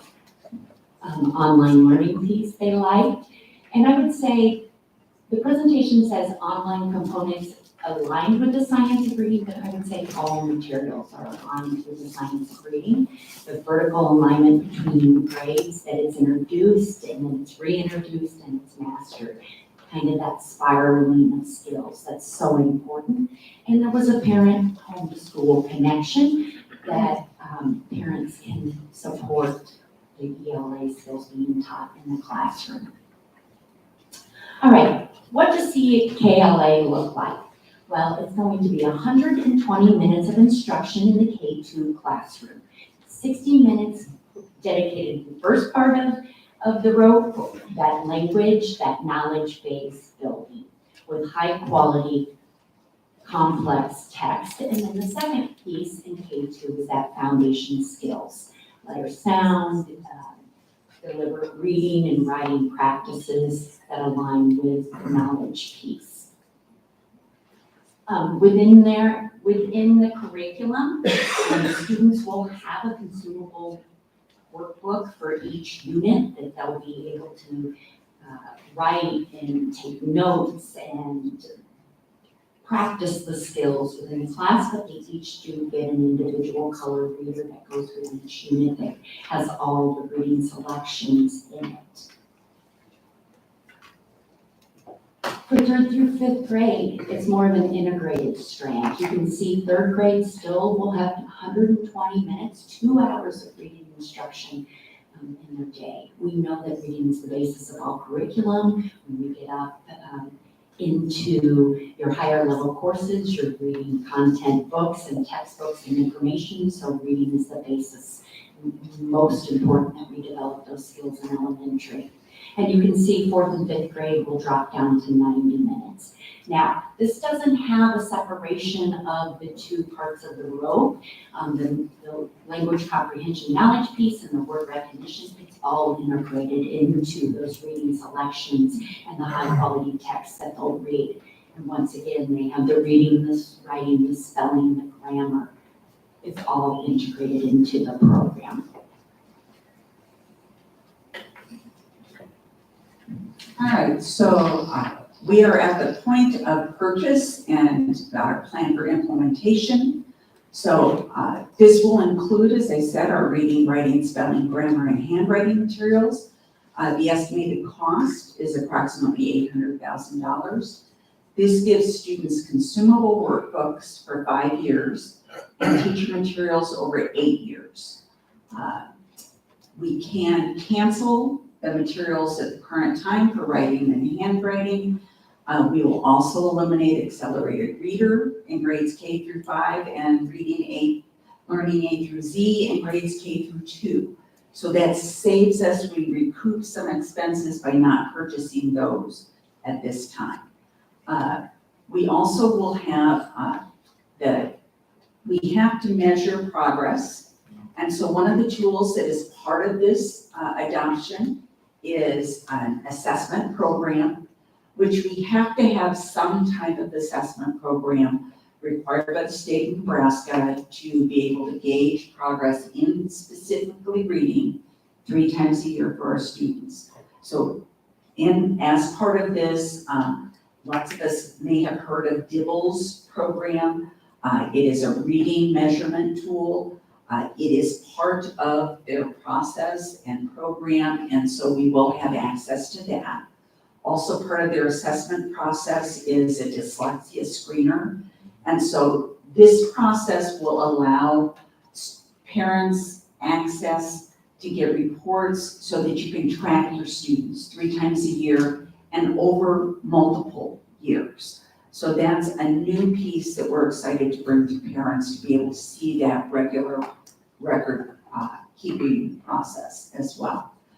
We are using TIP grant work through the summer to allow teachers in small groups to dig in, get the outlines done, so that we have the first semester well laid out for the teachers when they return in the fall. And then as part of this adoption, we will have professional learning supported by the company as well as through our ESU to be able to help us make sure that we get this in place with fidelity and give teachers support as they're facing new challenges to teaching English language arts. So it's new materials, so that's always tough.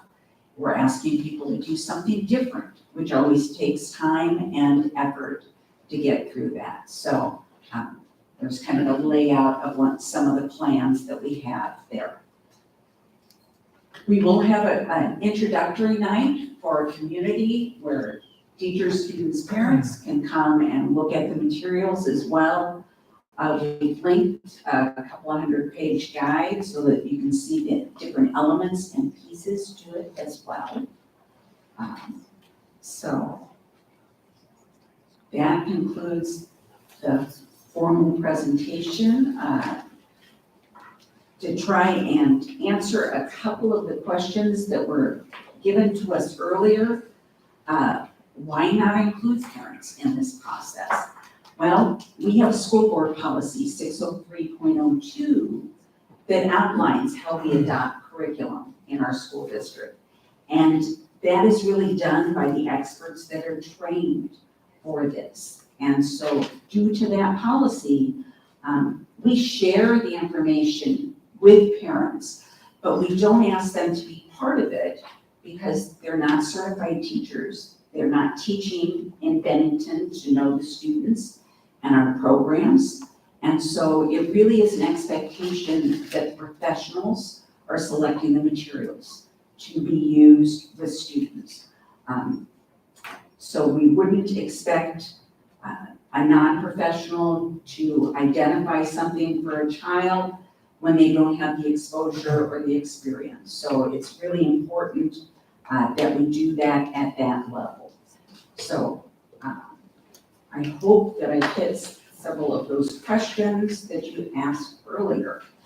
Other questions that Dr. Tinnell and I can try to help you with to share this 2 years of work that we've done so far. Just had a quick question, the community night, who will be representing the district there? Parents have questions. Tinnell and I will be there. Okay, great, thank you. Tag word. Well, I want to thank you for the process. It is amazing, all the information that you go through and spend 2 years to do this. So thank you and all the teachers and professionals that have done that. We really appreciate it and appreciate this. Can you give us a little background when you talk about 3A districts having it and that you spoke to? Like, what were some of the things that they have found? And as kind of another part of that, how long have some of them had this in process?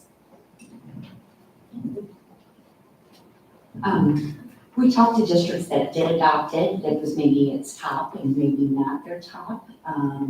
Everybody that we spoke to is in 1 to 2 years that the cycle of the process. The two biggest ones we talked to were Kearney and Grand Island.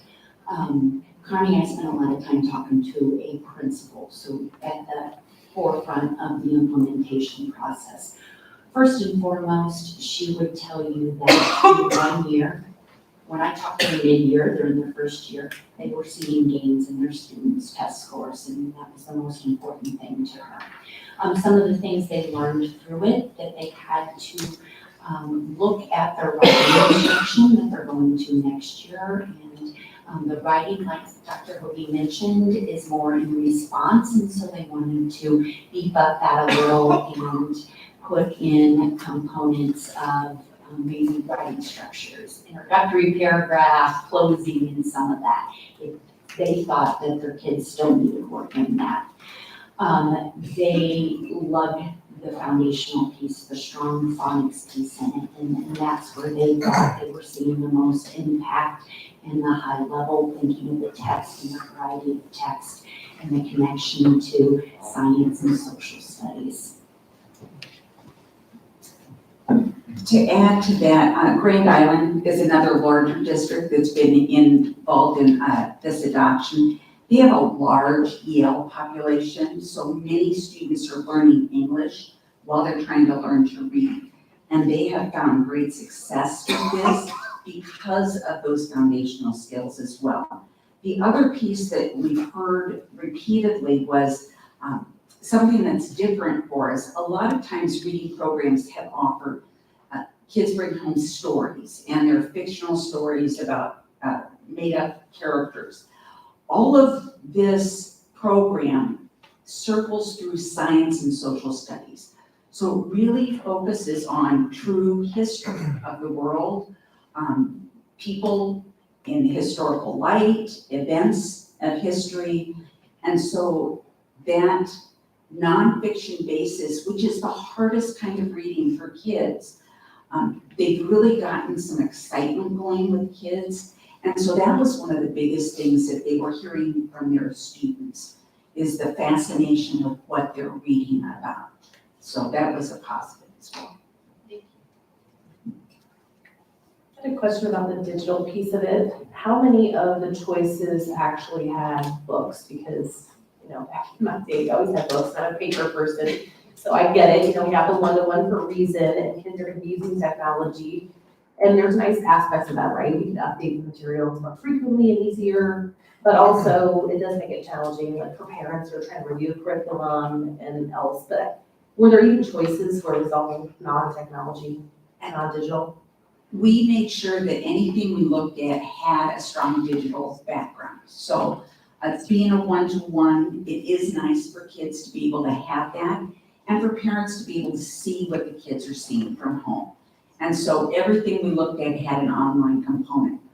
But we did, all of our teachers, our committee was really dedicated to having something in kids' hands. Good reading instruction, good readers. When we work with our juniors and seniors getting ready for the ACT, we teach them how to highlight, how to pick words out, keywords in a passage, how to make notes. So we're really excited that this series has workbooks for students, not only for the knowledge end of how you build words, but also this story piece. So they get to go in and use all those skills we teach them. They can highlight in their workbooks. They can note take in them. They can add words to their spelling list that didn't make sense. So we will have paper, pencil, copies for every student. We'll have books. We will have class sets of the colored readers so that kids will have books in their hands every day as we do this work. But they also have the piece where they can write in the materials that they'll be able to bring home. And each unit, as we go through the year, as they finish up a unit, they'll get to bring those home to share with mom and dad. What did we learn about? What projects did we do? What words have I learned? And how have I progressed? So we think this has a nice blend to both. And my only other question is, obviously, we're changing and shifting the approach to instruction, right? So we've been doing it one way for so long, so now we're telling kids, starting in August, you're doing it a totally different way, right? Which is always challenging, and the non-expert educator here wants to understand, how do we help kids be successful that first year and not have just a total frustration? You know, I think we saw a little bit of that with science, at least we did in our household. So I'm just curious how on the ELA side, how are we gonna tackle that?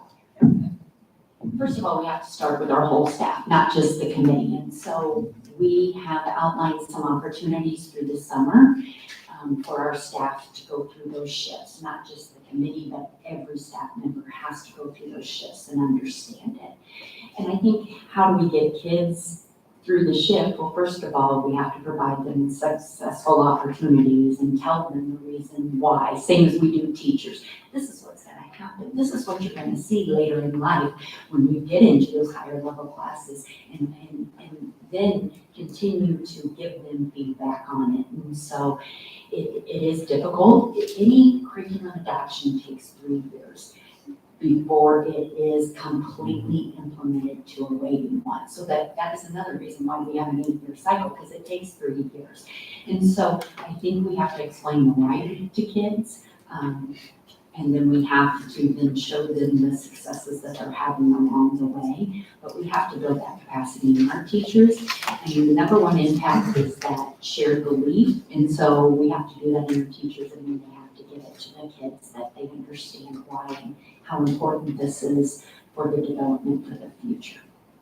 Sorry, last question. The AR card, I know will be huge, because I know kids want something to work for, and I don't know, my kids love that, just the prizes and something to do and motivate them to read books. So is there And we have something talked about similar? that. Okay. I Yes, saw the AR elimination and I was like, oh. yet to be determined. We're talking about, like with our sororel, that there's stickers that kids can win, and how can we motivate them intrinsically, but also give them prizes and recognize them. That is an important piece. We still want that choice of literature for our kids and that motivation to pick up a book and read. And so we're talking about that, whether that be through book talks or old school book report or some kind of technology where they're recording and they're recognizing how many pages go back to the old school book logs and parents are signing, which I do at middle school right now for my students. So yes, definitely we want to recognize them and motivate them to read outside just the core curriculum. Thank you. I would also add that as we move along and kids see success, those littles, they get the power of the word. When they get to read words on the page, that excitement breeds the work for the next day as well. And so we'll work with our teachers to make sure that that's part of it. Everybody has success every day as we move. Thank you. Actually, you brought that question up. I appreciate that. And I appreciate you too. You're all like always helping me learn as I move through this process. So when we're talking about implementing K through 5, right? And so we have 5th graders, this will be the last year, because do we not have this program for 6th grade? Correct. This would be a different reading program that they will see in middle. Than what they'll see. So I guess my question is it beneficial for those 5th graders to throw them in a completely new program, maybe make it K through 3 for now, and then work with that 3rd grade in the 4th and the 5th, and lead them to the 4th and 5th, or in what they're doing now, because they're not gonna see it maybe when they come along. So has any of the schools you guys talked to brought that up or said, you know, we wish we would have done that, or have you guys thought about it, I guess? Steve, they still have to learn the shifts. So our middle school still does those same standards that apply those shifts. And so I understand it is a different program, but it still has the same standards base, the same outcomes that we're reaching. So it might not be the same program, but they're going through those shifts right now too. And we trained them the year before. Okay, so then it won't be a drastic change. The material's different and there's a different aspect to it. There's not such a heavy thing on the foundations as this one, but it still does follow the science of reading. I would also add that in middle school, they do a lot of work with the morphology of the Greek and Latin root words. And so this would give our 4th and 5th graders a jump start that we probably have had missing, that we have not given them as much foundation in that area. So I think we may give them an extra step up, even some exposure to that. No, I appreciate that. And I know you guys talked about the M class, and I'm glad, because I was looking at that and wondering if we were gonna do that. There's also another one named, let's see, Boost. Have you guys looked at Boost? Because my understanding is it will tailor made for the child's needs, take the curriculum and morph that into it. Are we looking at that, or is that? At the current time, we are not. That is considered above the core as an intervention type and supplemental. And asking for $1 million right now, I don't think we can stretch it to intervention materials. And I'm hoping that we can get this in a year to 2 and get it well situated. And should the committee or reading teachers feel that that would be a logical next step, yeah, maybe a proposal that we would bring to the board. Perfect. Okay. The only other question I had, when we're looking at new curriculum, especially changing in what I would consider is probably a drastic change, right? We're really going from where we were at to the science of reading is going to be different for teachers especially. Not only students, but teachers trying to, what I understand is different from maybe what they all went through in school, right? And what we all did.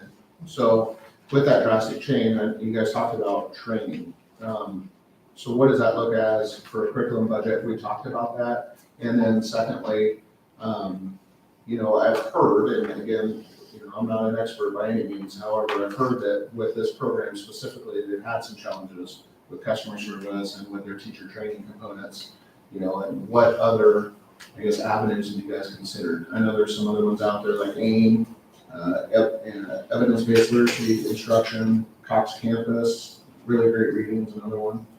Have we thought about that, or is that even on our radar?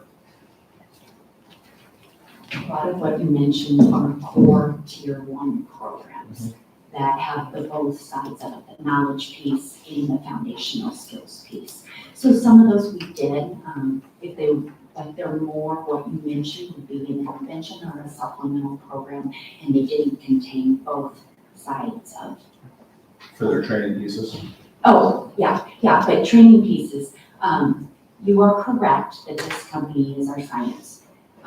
When we had difficulties, it was in the heart of COVID, and we did have trouble getting some materials, and that was included nationwide, the supply chain issues that were really out of their hand. And Dee and I both went into negotiation.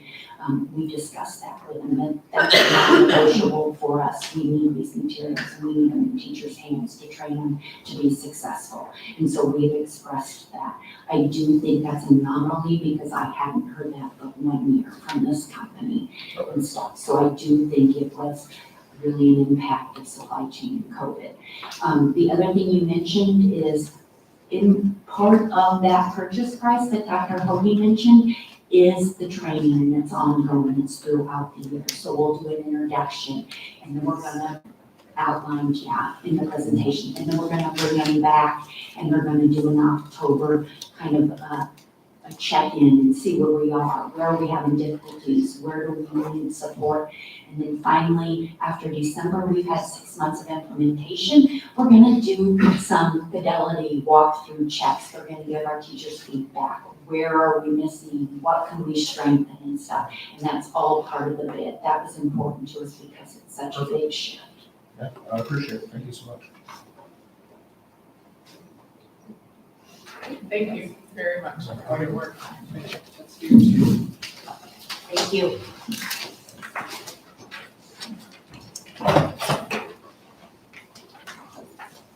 All right, moving on to unfinished business. I think this was highlighted earlier in the curriculum committee update. So there is a motion on the table and we can discuss. Is there a motion? I move to accept the recommendations by the Curriculum and Americanism Committee and administration for the 2023-24 curriculum and personnel modifications and additions as outlined in the May 2nd, 2023 Curriculum and Americanism Committee report and pending 2023-24 budget approval. Second. Thank you, Kara. Thank you, Jeremy. Is there any discussion from the board on the committee's recommendations with respect to the proposals that are suggested for adoption? We said it was anonymous by the committee, right? Yes. Okay. Unanimous? Unanimous. And some of the stuff we've discussed earlier tonight, so. At one point, Dr. Bloomkamp did a very good job of outlining how many teachers we've had over the last 3 years.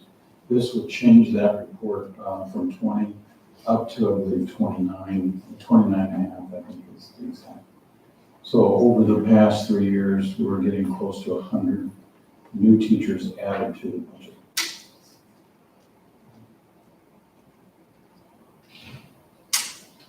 All right, there's no discussion. Will you call the roll? Steve? Yes. Allison? Yes. Jeremy? Yes. Christie? Yes. Kara? Yes. Motion passes. The last item on today's agenda is new business with respect to summer maintenance and repair projects. Mr. Eden's going to be presenting, or Yes, he is. I saw him walk in. While he's walking up here, we would like the Building and Finance Committee to give us some dates.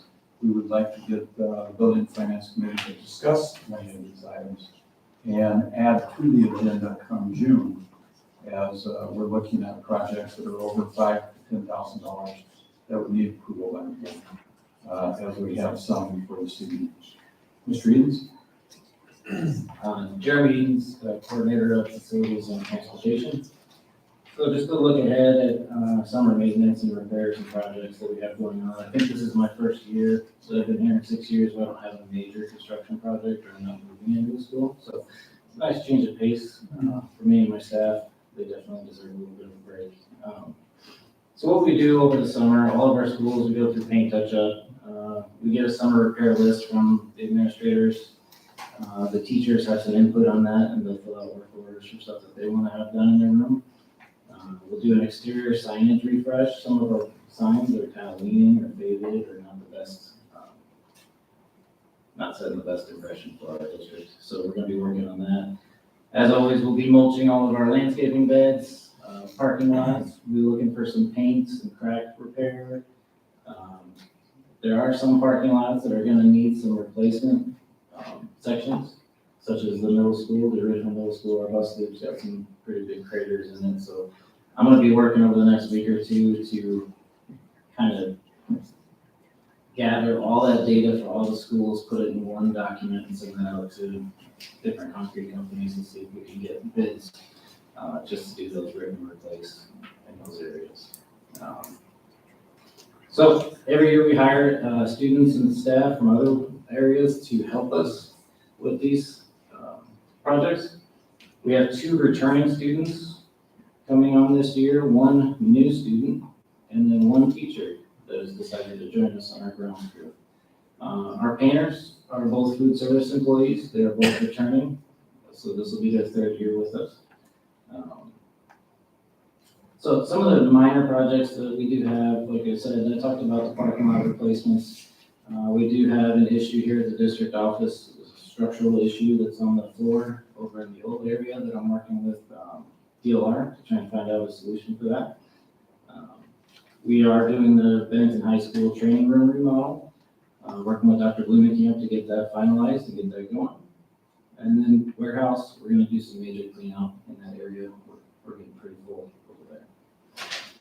And then as always, vehicles and equipment, annual preventative maintenance is pretty big for us. So some of those are pretty lengthy. So I'm probably the only guy that gets excited about the price of toilet paper and paper towels, but I did go out and I did all of our consumables for restrooms, and it looks like we're gonna have approximately $4,000 in savings year over year, just in paper towels. So I was pretty excited about that. Everything else kind of stayed flat, which I was surprised at. So I would like the district to approve the installation of a security fence around the new bus barn parking lot. There have been several instances of vandalism. I do have a couple bids. I'm waiting on one more to come in right now, but I estimate it'll be about $19,600 for a 6-foot fence. It's almost 600 feet, and that includes two 24-foot gates, so the buses can get in and out. I would also like the district to consider purchasing a UTV due to growth. We have 3 UTVs in the districts, 2 Kubotas and 1 John Deere Gator. On these busy spring sports areas with the trainer taking one, and then our guys, maintenance guys that have responsibilities for striping their fields for soccer and stuff like that, we quickly run out of vehicles for hauling stuff around the district. So we were able to find a Cushman hauler, which is kind of like a golf cart, but a little bit more heavy duty. So they have those in stock right now. The approximate price is $11,800, and that could be delivered in a couple weeks. So one of the things that we run into with the maintenance guys is all 9 of our maintenance guys kind of share fields at our high school. So they will leave their school after they've done lunch or been in the lunchroom to come and maintain their fields at the high school. And sometimes they get all the way here and we don't have any equipment for them to move it. So I would like the district to invest in an additional 0 turnover to be based out of the high school cave, just to be used for those guys that are traveling from their facility over to their facility over at the high school to get that ready for our students. So I have a couple bids for some 0 turners that are used commercial mowers. Right now we're looking at about $8,000. So one of the things that, if we do approve the Z mower, Mr. Edens does have a specific bid, came to us late. We certainly would make the attachment here. It would need a modification of the motion that is before you. It just simply is an addition, excuse me, as you can see in the motion. Addition of a 3rd item to this. We also understand if you do not, we would bring it forward the next board meeting, but it does push us back in the purchase of that, and it does push us back in mowing. So again, Mr. Edens, the mower is $8,000. It's coming from who? J&J Small Engine in Bellevue. Thank you. And so you would add to this motion, Z mower from J&J Small Engines in Bellevue at a cost of $8,000.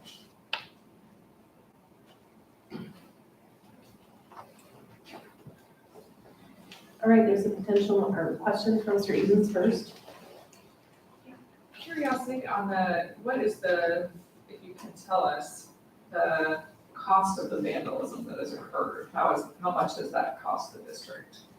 The most recent one was about $600. I feel the one that happened a couple months ago was just under $2,000. The other thing that we consider there is a safety issue. So as we see as spring has sprung, people are parking in and amongst those buses. And so if we were to happen to move a bus at the time, great risk of damaging vehicles that are parked in between.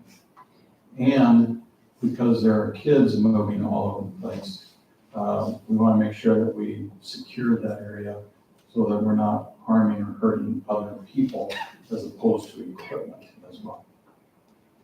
I guess that was probably one of my questions. Will this fence go around the area that freshmen currently utilize the park down there? No, it'll just be over the newly constructed gravel lot. Okay, so we don't anticipate that impacting the freshmen playing a park? No. It's a good question.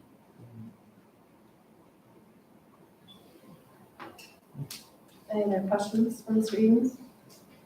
How many buses do we park out there? Currently, right now, we have 4 buses outside at that facility. I have 3 buses outside of the warehouse right now. And the warehouse isn't seeing the vandalism like we are down in the bus barn? No, it is not. Part of that is exposure. We do have cameras in each, and we were able to get vandalism taken care of, particularly in this last issue, because we had everything on camera. The other consideration with the bus barn area too, we have, I know Bennington Soccer Club utilizes that, I practice at those fields too, and so we do have a lot of people, I think, after hours, generally starting around 6 o'clock, right? And I don't think we have a ton of bus movement down there after 6 unless it's maybe a sporting event or something coming through, right? So with those individuals, what do we, tough luck and tell them to drive around today? Well, I don't know if we tell the community tough luck. Right. So, but yes, they, typically everybody wants to park closest to where they have an activity. As Mr. Dick has suggested, that freshman parking lot will be open. And as I drive after 6, there'll be a lot of parking in that freshman parking lot available. And we've stopped parking buses in that parking lot. Right. This would also allow us to secure vans during the summer in that area, where normally right now they're here and there from the warehouse to the high school to the middle school. Are we looking after we secure this then and bring the other buses over as well from the other location? and Possibly make sure for the they're summer. secured as well. Yeah, over the summer. The reason those are at the warehouse right now is they're special education vans, and those drivers are based out of that office.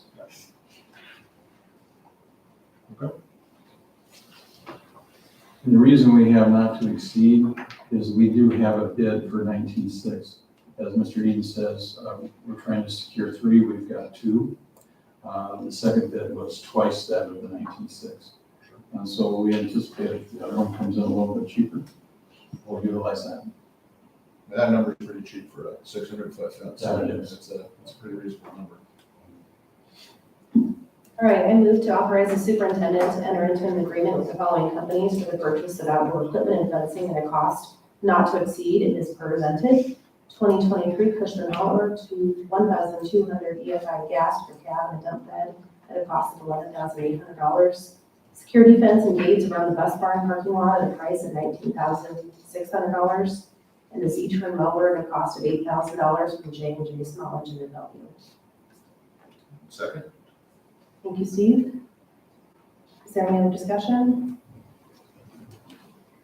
All right, Jody, call the roll.